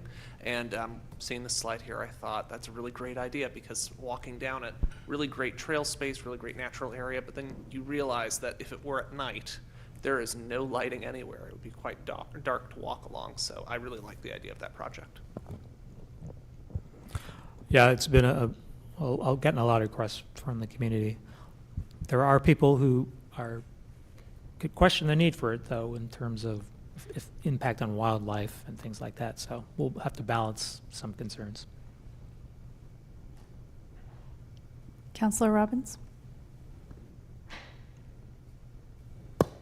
Thank you. I was curious, going back to talking about the city center part of the proposed budget for the TIF, for the matching grants, building improvement matching grants, the budget is $225,000, which if I was listening properly, that's a $25,000 increase. It looks like last year we spent something more than $42,500, since we just have a new one that came through. I'm not sure how much that is. So I'm wondering what the reasoning is for a 10% increase. The rest of the budget is being cut. I realize this is a different set of funds, so maybe that doesn't apply, but is that the best place to put that money, or are there other TIF projects? So I'd say the main reason is that in only the city center district, the maximum grant for restaurants and drinking establishments is $75,000. So if we get a couple of those come in, that can, pretty much commit the entire fund. And it has been, priority of TCAC, the Town Center Advisory Commission, who are the committee that makes recommendations to the TCDA board, as well as the Tigard Downtown Association, to attract more eating and drinking establishments to Main Street. So for that reason, we have a higher maximum grant. Restaurants and drinking establishments tend to be more expensive projects because you're building out, kitchen infrastructure. So for that reason, we are bumping up the grants just to be ready if there are a couple of new restaurants that want to move into Main Street, want to be ready to be able to fund those. Aaron McCool? You can blame Councillor Schlack for piquing my interest on this one, because I'm looking at the shape of the districts now. And am I correct that they actually bump up against each other at basically at 99? They almost touch. Almost, so they don't, quite, okay. So it doesn't 100% take away my next question, which is the reason that there's not one district because they were formed at different times and they can't be combined because there's too much red tape, basically, for that? Yeah, they were formed at different times. I didn't mention before, but the funds that are raised within the district have to be spent within that district. They can't shift money back and forth. Could you make one big district? It's possible, but it would require basically getting all the taxing jurisdictions to agree to do that. Another drawback would be that you would reset the frozen base, so it would take you a long time to build up to what we were getting anyway. It's tough to redo it once it's done. I mean, it's not impossible if there was people really wanted to do that, could find a way, but there would be a lot of unanticipated consequences. They would be anticipated consequences, actually, but there would be a lot of drawbacks. So yeah. it wouldn't be advantageous to do that. Because my question was, could you limit administrative costs if you had one district and things like that? But if you're resetting, then yeah, the disadvantages outweigh the advantages, even potential advantages. So thank you for clarifying that, though. Sure. Councillor Hu?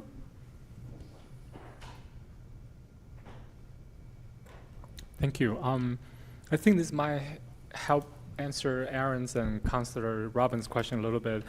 Councillor Schlack and Sean and I just came before this meeting from the TIF grant committee meeting, and where every meeting we were provided this Excel spreadsheet of all the TIF funding that was granted since 2019.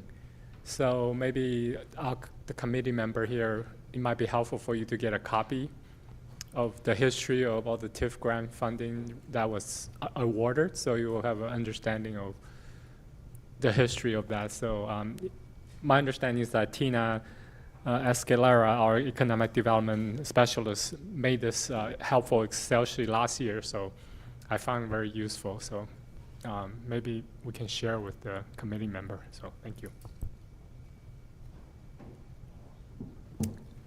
I like that idea. Mayor Lube?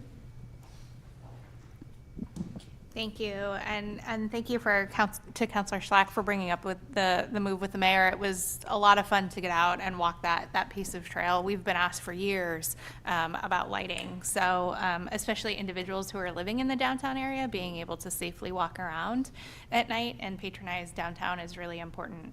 As we were on that walk, multiple people in multiple areas of the trail just remarked at how much they appreciated the murals and the art along the trails and on the side of buildings and those sorts of things. And I want to sort of have a conversation on some of the art and how that's funded, and if we are anticipating continuing to fund some public art. Like, I would personally love to see some murals in our crosswalks in downtown to be able to brighten up like that four-way stop, bring more attention to it, more vibrancy downtown.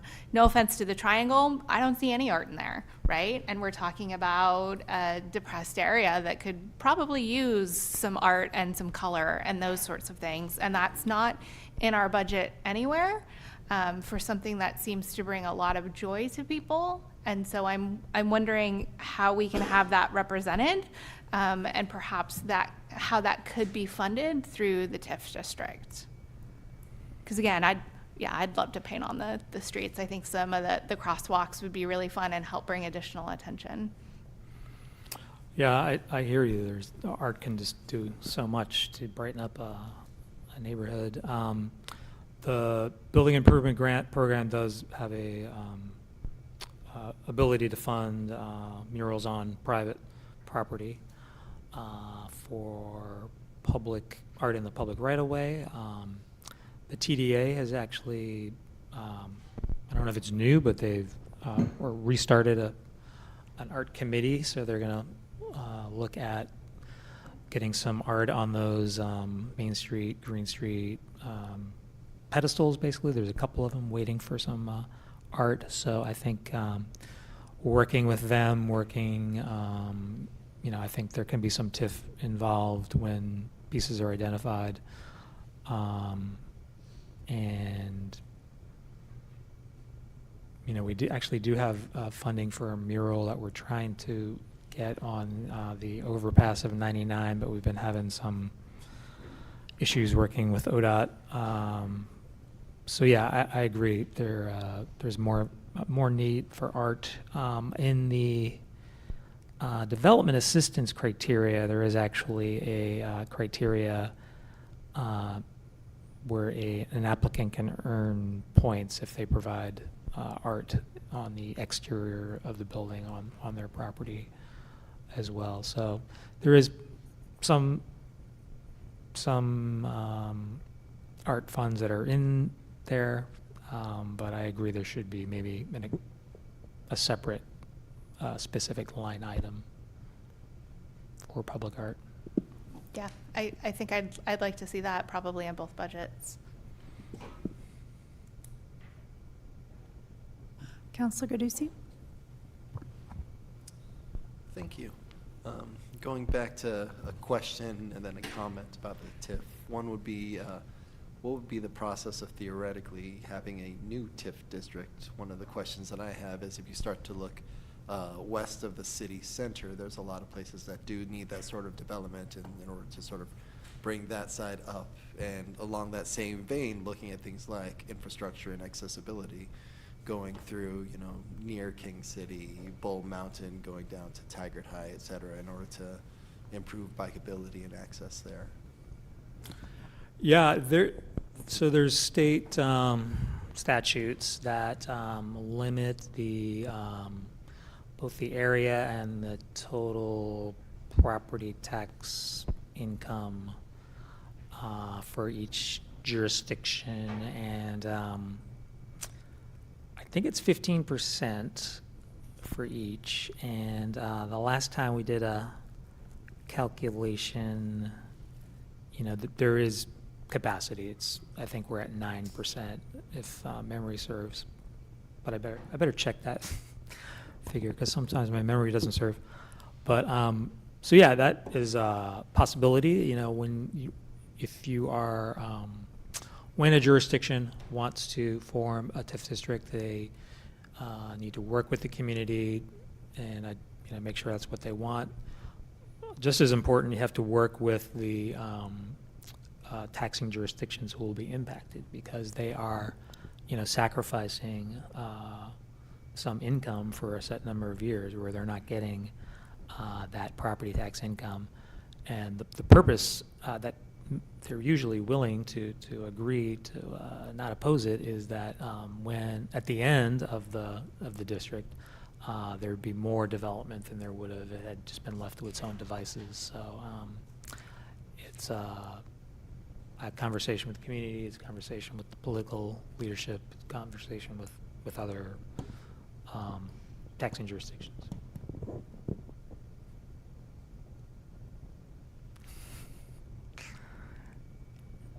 And, was there a second part of that question?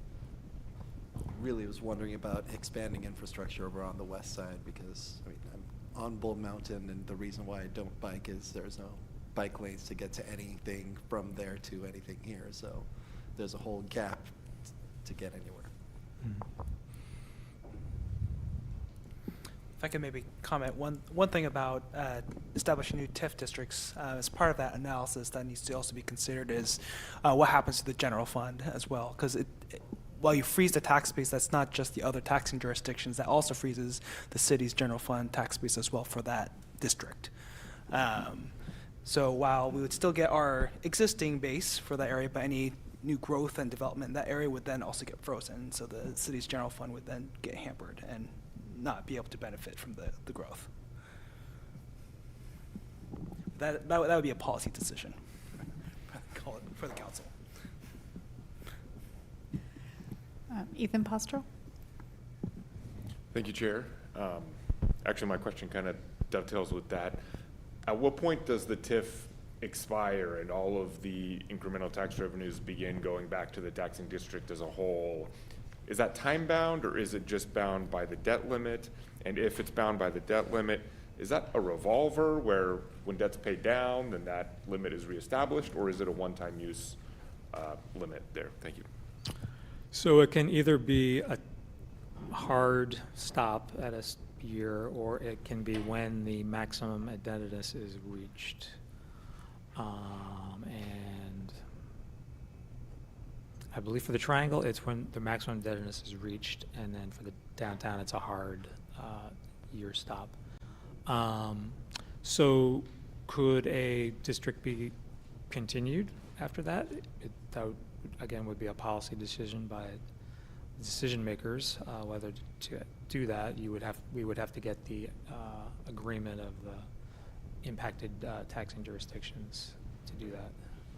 And it would, if it stopped and then came back on, it would, yeah, the maximum indebtedness would be, I mean, the frozen base would be reset. Yeah. Thank you. And so for the triangle, if that's limited by the debt limit, is that a one-time use on that amount of debt, or as it's paid down, then it can be reused? Could you say that again? So like for the triangle, the debt limit is 188 million. So as that principal is paid back, does it restore that part, or it's just a one-time? Yeah, it's an overall maximum indebtedness, so it's only one, yeah. Councilor Robbins? Thank you. I wanted to ask a couple of questions about a couple of slides, and forgive me if they're too nitpicky or going in the wrong direction. But slide 17, the City Center TIF District talks about projected TIF fiscal year 26, 1,030,530. Is that a typo and it should be fiscal year 25, or are we getting an extra preview of 26? And if it is 25, I'm looking at the proposed budget items, and the items that are listed only add up to 715,000. So where is the other 315, or are those just not included, or that? And similarly, slide number 26 talks about projected TIF fiscal year 25. That is 1.9 million, but when I add up all the projects, that's 2.875 million. So what am I getting wrong? Well, I think there could be possibly a typo on the triangle one, but so the projected TIF for FY26, 1 million, that's accurate. There is less, there's more TIF than there is projects, because there's also a debt service that has to be paid. And in terms of the triangle, But aren't we doing the budget for 25, 26? mm-hmm.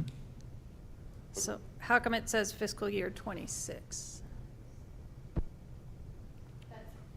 Just in accounting, that's how it's notated. Okay. So it's based on the ending year. So like right Ending now, year. we're in fiscal year 25, and next year's fiscal year 26, even though it's 25, 26. Okay, Yeah. so then, so is it just a different, it's just not apples to apples for slide 26, where it's talking about projected TIF fiscal year 25. Is that talking about this year? I think that it maybe should be FY '26, Eric. Is 1.9 the projected for next fiscal year or this? Yeah, so referring to this slide, it is a typo. So that projected TIF should be FY '26 for 1.9 million. Okay, but then the projects add up to 2.9 million. The only thing I want to add is that some of the projects sometimes, money gets moved from year to year because people will apply, it'll be held, especially for the building grants, and then it's not paid out until it's completed. So we may award it in a year, but we may pay it in a future year, which is when that shows up. Okay, but all of the projects that are listed here, like affordable housing is 1.5, building improvement matching funds is 225, proposed triangle budget is, infrastructure opportunity fund is 1 million. So that right there is well over the proposed. So could you just help Carry me? forwards, right? Yeah. Yeah. Yeah, so if I can clarify some of that. So in the triangle particularly, if you actually look at the handouts from earlier today, on the Tiger Triangle budget under the capital improvement fund page, which is page 10, so you'll see on the bottom, there's a reserve for future, we have a reserve for future expenses. I'm actually looking at the wrong one right here. Sorry, page 11. So you'll see that there's a fund balance there. So there are reserves within the fund. So your revenues and expenses aren't going to match every year. Sometimes we pay for things at a future time. And also there's also some some bond proceeds that are sitting in the fund balance to pay for certain projects that have been committed for. So particularly in the TIF, you won't see your revenues and expenses line up every year. I just figured it out because I was looking at this and I see that current property taxes is what is the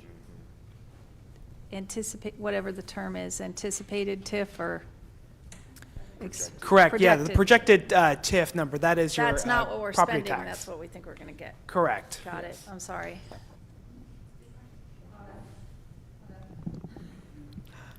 Lauren Pulling?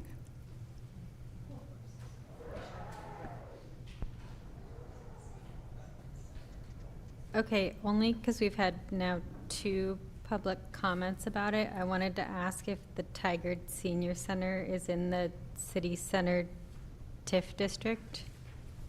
It is. And the agency helped coordinate the affordable housing, senior affordable housing that was built next to it. There was actually no TIF expended, but we helped coordinate that, and it was more the city, in a sense, donating land. It's technically being leased, but but yes, the senior center is within the TIF district.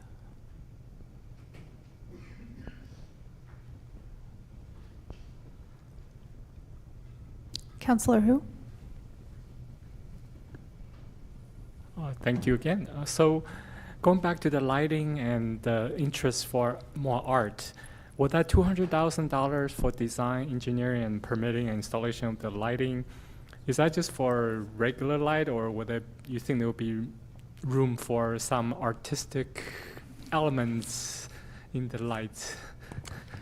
So, I mean, to be honest, we don't have enough information right now to even know how much this project's going to cost. We thought 200,000 was a good estimate, just by going off a going rate for lights and how many lights we might need. But we haven't gotten very far into it to see how much, foundations have to be poured and all that kind of stuff. And I think it is actually going to require a comprehensive plan amendment to put lights in this area. So, but I suppose the lights, could be artistic-looking lights, but I don't think that's going to get at the desire for public art. So that should be a separate line item, I would say. One thing I would like to comment on to Lauren's last question regarding the senior center. One thing to clarify on the TIF districts that the revenue for these districts can only be used for capital improvements. So it's essentially for just sticks and bricks is kind of like the word that they use. So things like operations cannot be funded from these districts. Thanks for clarifying that.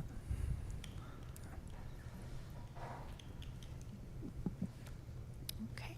Do we have any other questions on this topic before we move on to fees and charges? Okay, no, then we're going to move on to fees and charges. Thank you. Okay, Eric Kang, Finance Director, will now present the city's fees and charges.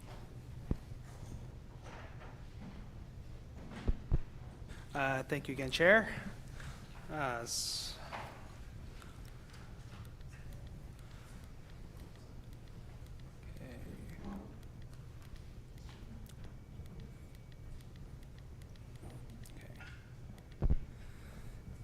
All right. Thank you again for that conversation on the TIF districts. I'm happy to move on to the fees and charges presentation. So this presentation is really to go over a high-level overview of the proposed fees and charges for fiscal year 2026. One thing to clarify about the process for fees and charges is that the authority for fees and charges are set by City Council. So they will take action on this on June 17th. However, we are continuing to bring this to the Budget Committee so that they have visibility and can also offer their comments as it relates to the fees and charges, for the proposed fees and charges. Hold on. All right. So high-level review for fees and charges. As we alluded to during our Saturday meeting, there are quite a few there are various different fees and charges within the city's schedule. Two of the main ways that fees and charges are adjusted year to year are typically tied to annual index of some sort, or they are through a rate study. I'd say those are predominantly the two methods for proposing changes to the fees and charges schedule. For the index, there are various different ones that we use for making those proposals, and we'll go into those into detail.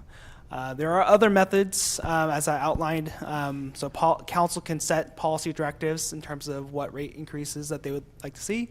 Additionally, we can propose rate increases based on wage increases.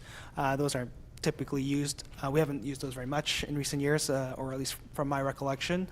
But I would say predominantly it's the indexes and the rate studies.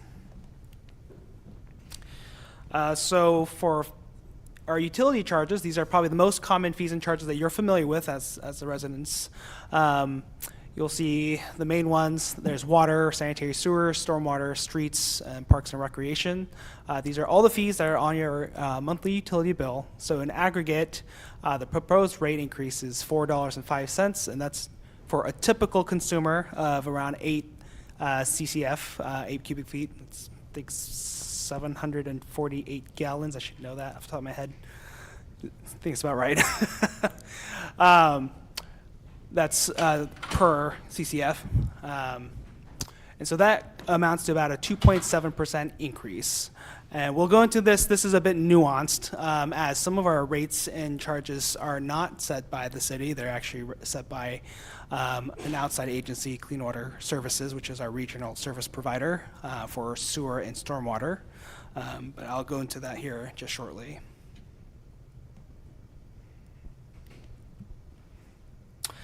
So for the water utility rate, the recommendation or the proposal for fiscal year 26 is a 1% increase to the flat rate portion of the utility bill. And then for the water consumption rate, a 2% rate increase. And so this is actually the final year of a rate study that was conducted and approved by City Council in 2022. And we will be actually engaging in our rate study towards the end of this fiscal year to propose new rates. For the sanitary sewer rates, the recommendation or the proposal, there's a 4% rate increase that is being imposed by Clean Water Services that they are proposing to their commissioner or board. And so that would impact the sanitary sewer flat rate and then the sanitary sewer use charge rates.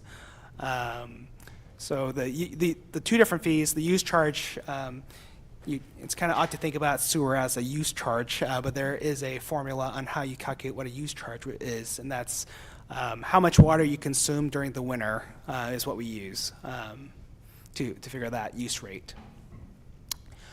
And then there is a sewer surcharge, which is a local surcharge for our sewer, and so the recommendation for that is 2.6%, and that's based on our Seattle Construction Cost Index, and that is the index that we've used historically.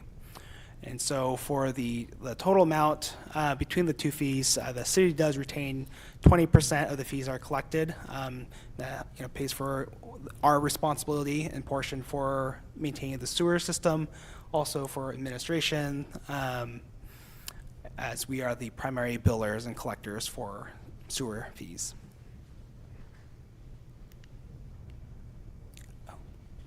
Sorry, Erin McCool. Just to clarify, the $2.15, that's inclusive of both of those rate increases you were just mentioning, correct? On the first slide for sanitary sewer? Sorry. Correct, yes. It is, okay, Yes. Thank you. Sorry, I had to double check just a moment.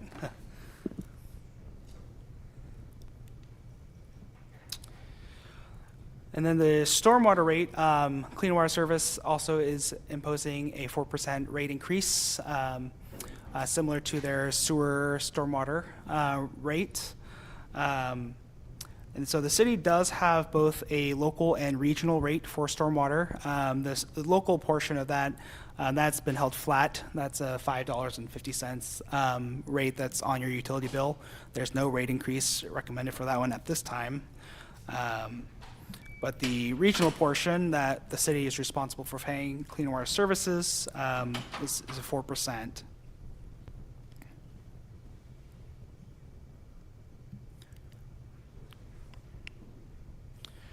And then the street maintenance fee, again, for this one right here, we've historically used a index that combines a weighted use of the Seattle Construction Cost Index at 85%, and the 15% of that is from this one's always a mouthful, the Oregon Monthly Asphalt Cement Material Price Index. And that is governed by our municipal code 1520-050. And within the code, there's a floor of 2% and a ceiling of 7%. And so for this year, based on the indexes, it landed at 2.1%. And also, just anecdotally to add, as I mentioned a few weeks ago, this fee is undergoing a methodology update, but that really is only that methodology update is intended to address how the street maintenance fee is calculated and assessed for commercial businesses. And also, I think there was a comment earlier on this fee too. So to clarify, this fee is a dedicated revenue source, and specifically for maintaining the city roads. Specifically, I think we said it was mentioned curb-to-curb pavement. It cannot be used to construct any new streets, streetlights, sidewalks, or maintain anything that isn't explicitly called out within the municipal code.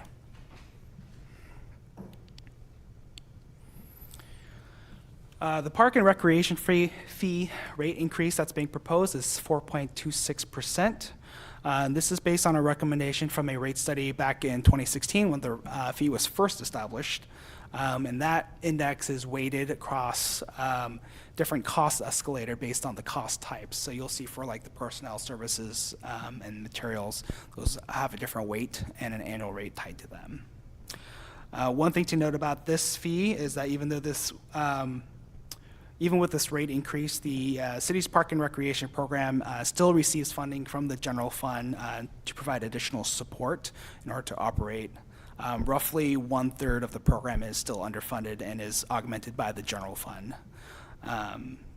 And, we're not here to propose to solve any of that problems tonight, but because the budget already reflects the transfer from the general fund to pay for and support the Park and Recreation program. Take a pause. Mayor Lube. Thank you. It's my understanding that I think when the Park and Recreation fee was implemented, that it started as a supplement to the general fund, and now it feels like it is flipping the other way, where the Park and Rec fee is becoming perhaps the main funder and the general fund is supplementing. Part of that concerns me, just the way that we know charging fees like this is inequitable, charging everybody the same rate rather than, individuals' houses or house values and those sorts of things. And our continued reliance just concerns me. And I'm wondering, do we have historical data, or can you provide historical data over time of when the Parks and Rec fee was implemented and how the percentage of funding Parks and Recreation has changed over time between the general fund and the fee? We can certainly follow up and provide data on that. I don't know if anyone from our Public Works team could comment on that as a rule of thumb. I know historically it's fluctuated somewhere between 50% to, I think currently it's around 33 to 40% or so. Yeah, I think that information would be helpful to have. Yeah. One of the things that I would just anecdotally comment on, over the past several years, there have been new parks that have been added, including to our system plan. So the need for maintenance for these parks aren't really addressed by the fee as we add more parks, but there aren't necessarily new homes that are being developed when they're going to infill projects.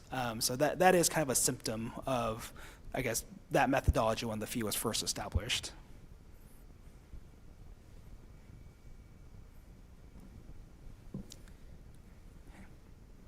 Councilor Gadusi. Thank you. Do we provide certain services to areas outside of Tigard, so specifically looking at unincorporated Washington County that are not technically within city boundaries? And if we do, how are we looking at the rates for them? I will refer to Public Works Director Brian Rager.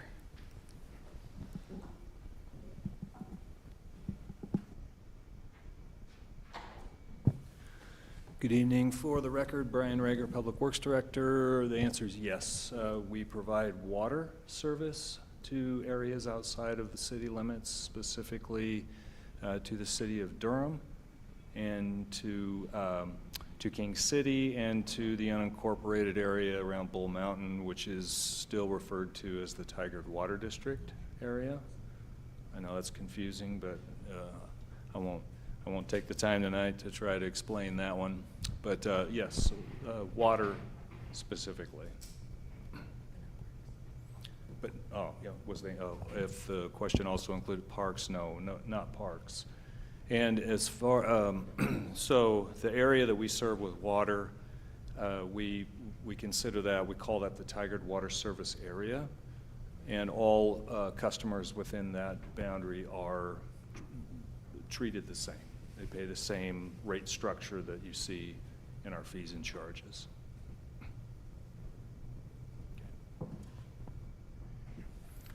One thing to note that about the Tigard Water Service Area, as far as what the fees and charges assessed for those areas, they don't get charged for city fees like the Park and Recreation fee and the street maintenance fee if they're outside of the city limits. Councilor Schlack. Thank you, and I just wanted to add that a portion of those fees do get rebated back to those entities as well, of those water rates for them to use as part of their revenues. So not all of it is kept by the city of Tigard for water infrastructure and so on. I think it's 5% is rebated back annually, and to cities of King City, Durham, and the Tigard Water District. That's correct. Each one of those pieces receives that. It's 5% on gross water sales within their respective boundaries. Councilor Robbins? Thank you. I just want to put on the record my frustration with seeing that Clean Water Services is imposing a 4% rate increase on the stormwater services when we've been dealing with a bit of controversy about Clean Water Services spending with sending executives to fancy dinners and to Hawaii. And county commissioners at their recent meeting, April 8th, did task Clean Water Services with starting an audit to examine their spending. And I'm a little frustrated that they're increasing the rates when we're actually asking what they're doing with our money. And so I realize that's not something that we can solve here, but I just wanted to put that on the record. Councilor Gadusi? One question that I have, which may not be feasible, but I'm just curious about it. Given these areas that are sort of the Water District and Durham and all those others, they're not using having the street maintenance fees, even though, I mean, realistically, to get to those areas, they need to use Taggart roads. Would it be appropriate to reevaluate their current stormwater rates in order to help get more equitable distribution of those funds? So not necessarily looking at those areas and having everybody within them pay the same amount, but those that aren't getting the other fees pay a slightly higher rate.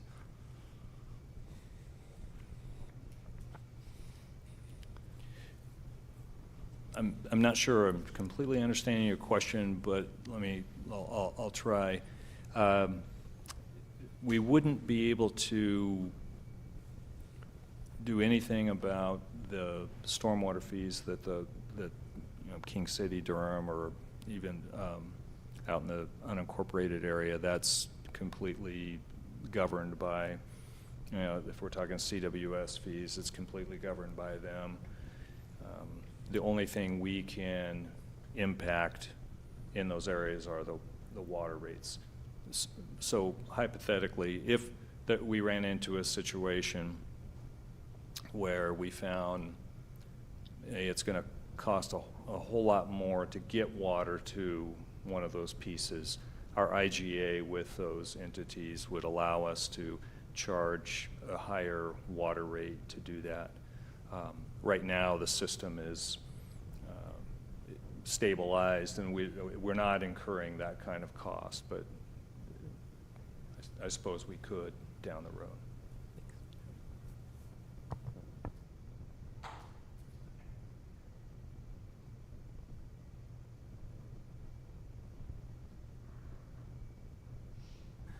All right.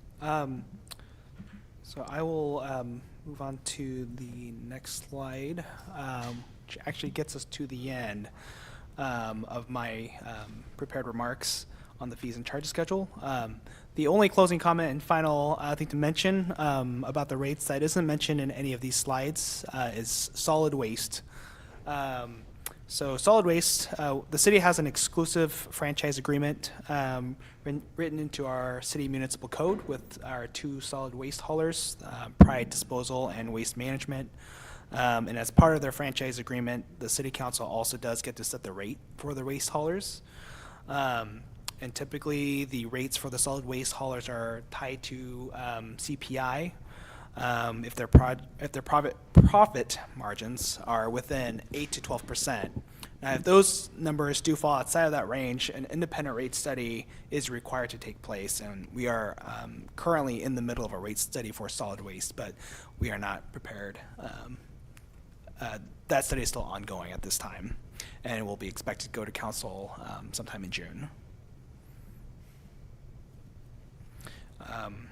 And with that, that concludes my remarks related to the fees and charges schedule. One of the follow-ups I received is further information on the Parks and Recreation spending and the balance between general fund and the fee. and come back with that. Are there any other questions? Aaron McCool? One slide back on the park and rec fee slide, I was looking at the numbers, and it's, the way it's weighted, it's 4.8% is 60 on personnel and so forth, and it comes out to 4.26, but I tried to do the math and I came out with 4.02. Is that because those are rounded numbers, or is it's also possible my math's wrong because I'm long-handing it, but I did it twice and got the same answer, so I might just be wrong twice. That could also be, but. I can double check on the arithmetic on that to see if that's correct. That has actually been in our fees and charges schedule for a number of years now. So we'll double check on that. Okay.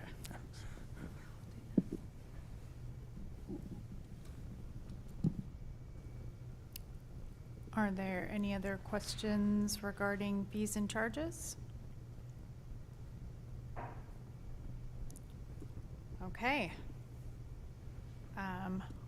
We are right on time with the agenda, so that's kind of exciting. So the next item is for us to summarize follow-up items and the next meeting agenda. So Lindsay, have you been capturing follow-up items? Yes. You could share with us? Yes, and I hope that I caught them all, but please tell me if I missed anything.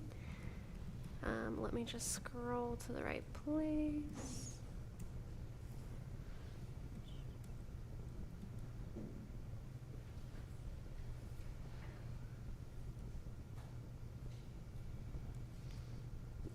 All right, I have the first question, whether we need follow-up on it. The question was, what is the reduction in the employee bus program? Did you get the full answer on that?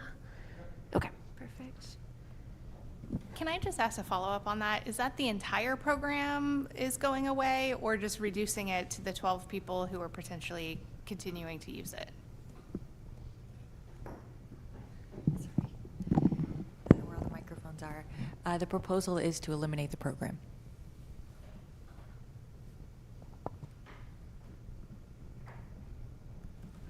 Aaron McCool? I just wanted to point out that I did make a math error. I did make it twice, but I found it, well, I found it the in mayor Excel. found it, and so I can withdraw that. Rest Thank easy. you. James checked it, just sent it to. Thank you. Sorry, scrolling back.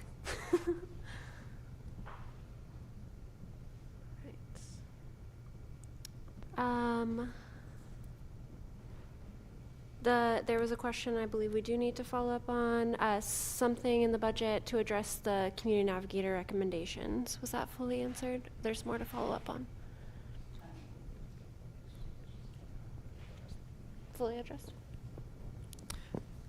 Eric, did you want to say something out loud that you just said to Lindsay? Oh, I was just whispering that.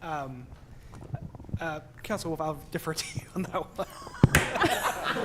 It's getting late. It's like, oh, no, because I wasn't trying to catch you in a whisper as much as if you had an answer. I mean, I think for me, what I heard is there are some funds that Emily described that are set aside. I mean, that's something that's been a 2-year conversation. So I hear that there's a bucket. I don't know that that solves what the goals have been over the last couple years. So I don't know that there's a follow-up right now, except as council, I will continue to push on that, I guess, just, as because we don't have the results. So I think right now, to answer your actual question, Lindsay, I don't think I have any additional follow-up, but I'll look to my fellow budget committee members if there's something, but I think that is going to land in council when we get the final report. Okay. So, but thank you. The next item, I believe, is also a next year question. It was earmarking and highlighting what we do with equity throughout the year. Lindsay, can you say that again? I'm sorry, I didn't hear. Sorry, yes. The next is also a follow-up for next year, earmarking and highlighting what we do with equity throughout the year.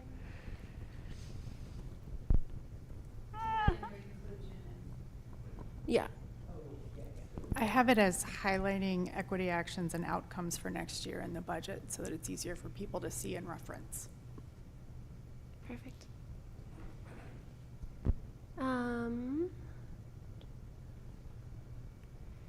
The next question, what was normally funded through criminal forfeiture? It was, maybe Chief had more to add to it that we can follow up with.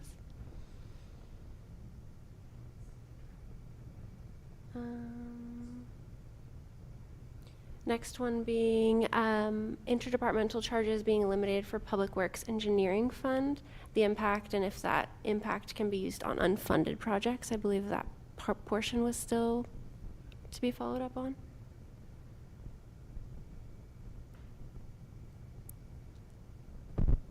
Okay.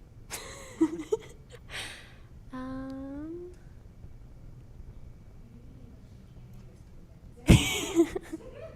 didn't get the mints out. Yeah. The mints are on my desk. The next item was requesting the TIF funding report, which we're going to ask Sean and get that to you guys. Perfect. Next is adding more art or a line item for art to the triangle budget. I think potentially both, just TIF districts in general. Perfect.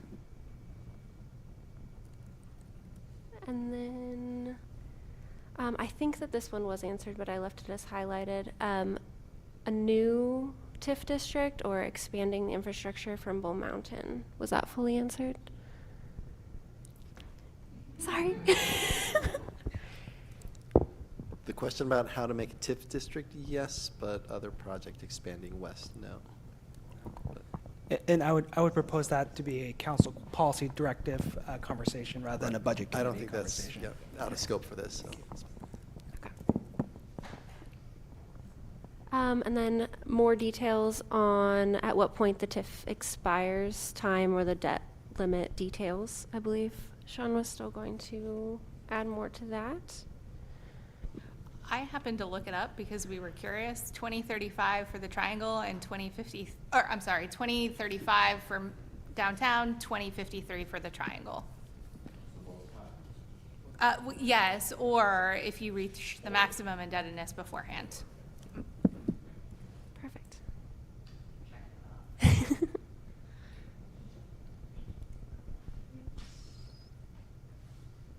The request on the Parks and Recreation fee. I don't have the exact wording on that one, but I'll get it from the recording. And then that last one was addressed, the numbers for that fee as well. So that's everything I have. Any additional or missing questions? Councilor Schlack?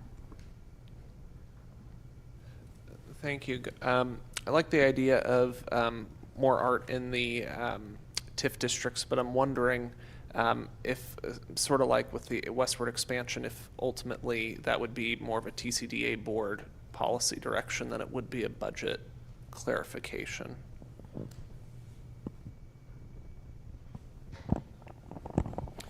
Thank you for that question. It's a great one to ask.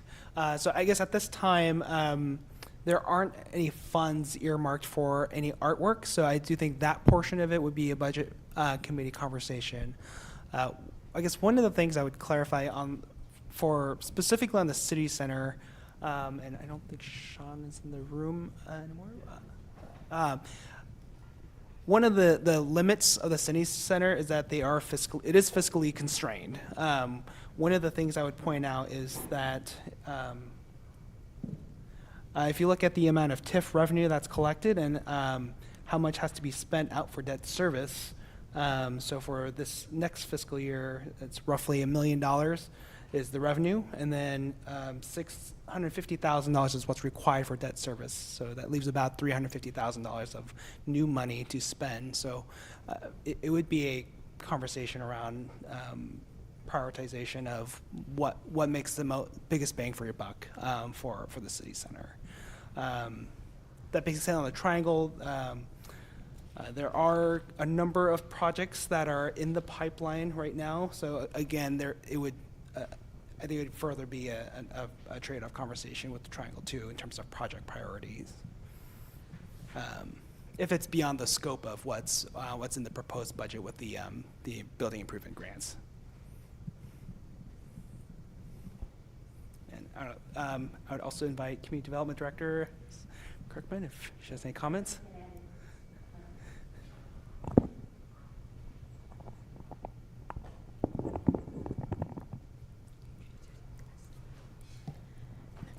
Community Development Director, Sambo Kirkman. I think Finance Director King answered it. We have established what we think is a mindful budget for this fiscal year, but happy to bring back to council the conversation of the art as well, and again marry it with our conversations with the TCDA, who has been working on development of art, and our team on art policies for the city center area too. So that might be a way to delve into that conversation and what the policies of the council would like us to focus on for the next fiscal year, would be my recommendation. Yeah, no, I think that's a good idea. I think, right, like we talk about if someone were to look at the budget and they didn't see art and they had an idea, they would never think that art could be funded.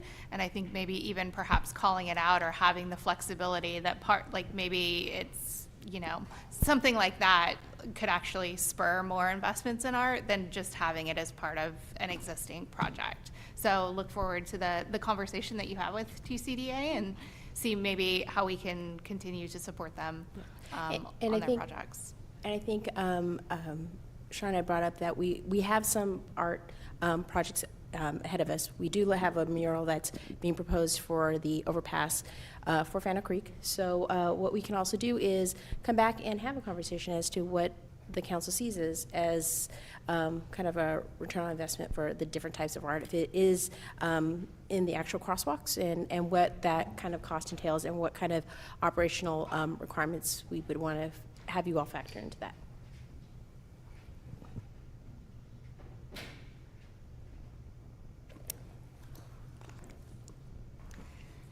Thank you.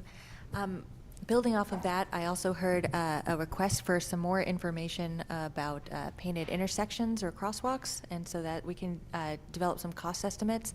If it comes from a similar funding source, you might have that same question around prioritization, but we will bring back a fully loaded cost estimate for such treatments for TCDA or Budget Committee to consider.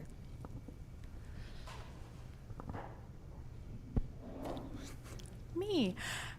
So I just want to make sure that I don't miss anything. I know, Mayor Lube, you said you were going to follow up with Shayla by email. Already did. You're so good. Okay, and then the other question that I have is, are there any other follow-up comments or actions that we need to take regarding the senior center testimony that was given by Mr. Ludlum? Mayor Lube. Yeah, I think this is a really important conversation that we're having, which also I think falls into some of the equity work that we're hoping to get a report on. I think it gets complicated because we rent out the building and then Meals on Wheels is responsible for it. I also would say that we have a partnership potentially. So I talked to other mayors around the country about kind of what they do, and several of them suggested partnerships with AARP. So I think there's also an opportunity here to leverage relationships and perhaps make it a more friendly city, but also understanding that they're adding a new position and what does that look like. So I think there's some really great ways for us to continue this conversation. I don't know necessarily that there's something for the Budget Committee to immediately do right now, other than a dedication to continuing to evolve the conversation and promise to look at additional ways to do it. That would be my recommendation, especially exploring partnerships with organizations that are already out there doing the critical work of saying what makes a senior-friendly community, and who could be able to come in and do an assessment like that. So build on the relationship we have with AARP already, which is through Move with the Mayor. They're a partner in that too. Okay. Councilor Wolf? Yeah, two things. Thank you, Mayor, for that. And specifically, Stacy Triplett is the representative for in our community and had an interest. And I think that was something with the prior city manager, Reimer, talked about as a strategic initiative as we do that plan, which of course is in our future once our new city manager arrives. So I think that that's a great idea, and there's a specific program within AARP that Stacy's advocating for. And I guess, Emily, the other thing I think to be more concrete about this additional FTE that's coming from Hillsborough. Again, I don't know if it's a budget issue or a council conversation, specifically what maybe some of those programs and value of that additional FTE might look like, because I think that was an invitation that you had offered once that individual gets settled, but maybe to have better clarification of what that might be. So those are my thoughts. So thank you, Kelly, for bringing that back up. No, I wanted to make sure that it didn't get missed if we needed to do anything specific regarding that testimony. William Lewis? Yeah, I just wanted to bring up, Mayor, you were following up with the person who made the online comment. I didn't know if it got communicated back to Mr. Ludlam that there were comments or there were answers in here that there is an additional position being hired and that position is being dedicated toward more programming. I can do that too, to follow up if the council, if the budget committee is comfortable with that, just to make sure that he at least knows, and thank him for his testimony today. I think he's already, it's great to do it again, but I believe he's gotten that information as well, so, because from all the emails back and forth, so. Counselor who? Oh, sorry. Yeah. Who? Yeah, I think Lewis already got it. Yeah, I think it's a good idea. And just follow up, that's the second public testimony where I heard other cities are doing this, but we are not. But it would be nice to have solid examples of what other cities are doing exactly that we allegedly are not doing. So that will give me at least a better idea. So. Counselor Gadusi? We had a discussion about it at the Coffee Meets Budget meeting. He's aware of that, and we talked, so he's. So it sounds like maybe a good place to start is data and an analysis of what are we currently doing, what are other cities doing, and go from there, and perhaps try to get a partner organization in the field to do that work for us if we can. Is that what you were about to say? Excellent. If I may respond to some of the comments that I heard? Yes, you may. Great, thank you. I had the opportunity to meet the new employee, Meals on Wheels, brought over from Hillsborough. The Hillsborough Center closed, and she's an employee from Hillsborough who's now taking over programming here in Tigard. Her name is Gloria. She started 7 days ago, and so she promised after 1 week of settling in, she would start meeting with members of the community. She has the contact information of the residents who have provided comment. With a promise to reach out to them. And I think I saw her speaking with Mr. Palacios, who attended our second Coffee Meets Budget meeting at the Senior Center. We'd be happy to provide more information or more data about what's done in other cities. If we had the fortune of the resources of a Beaverton to have a THPRD and an LC Stir Center or these sorts of things, it might look different. So that'll be part of the context that we provide, given where we are. Thank you. Counselor Robbins?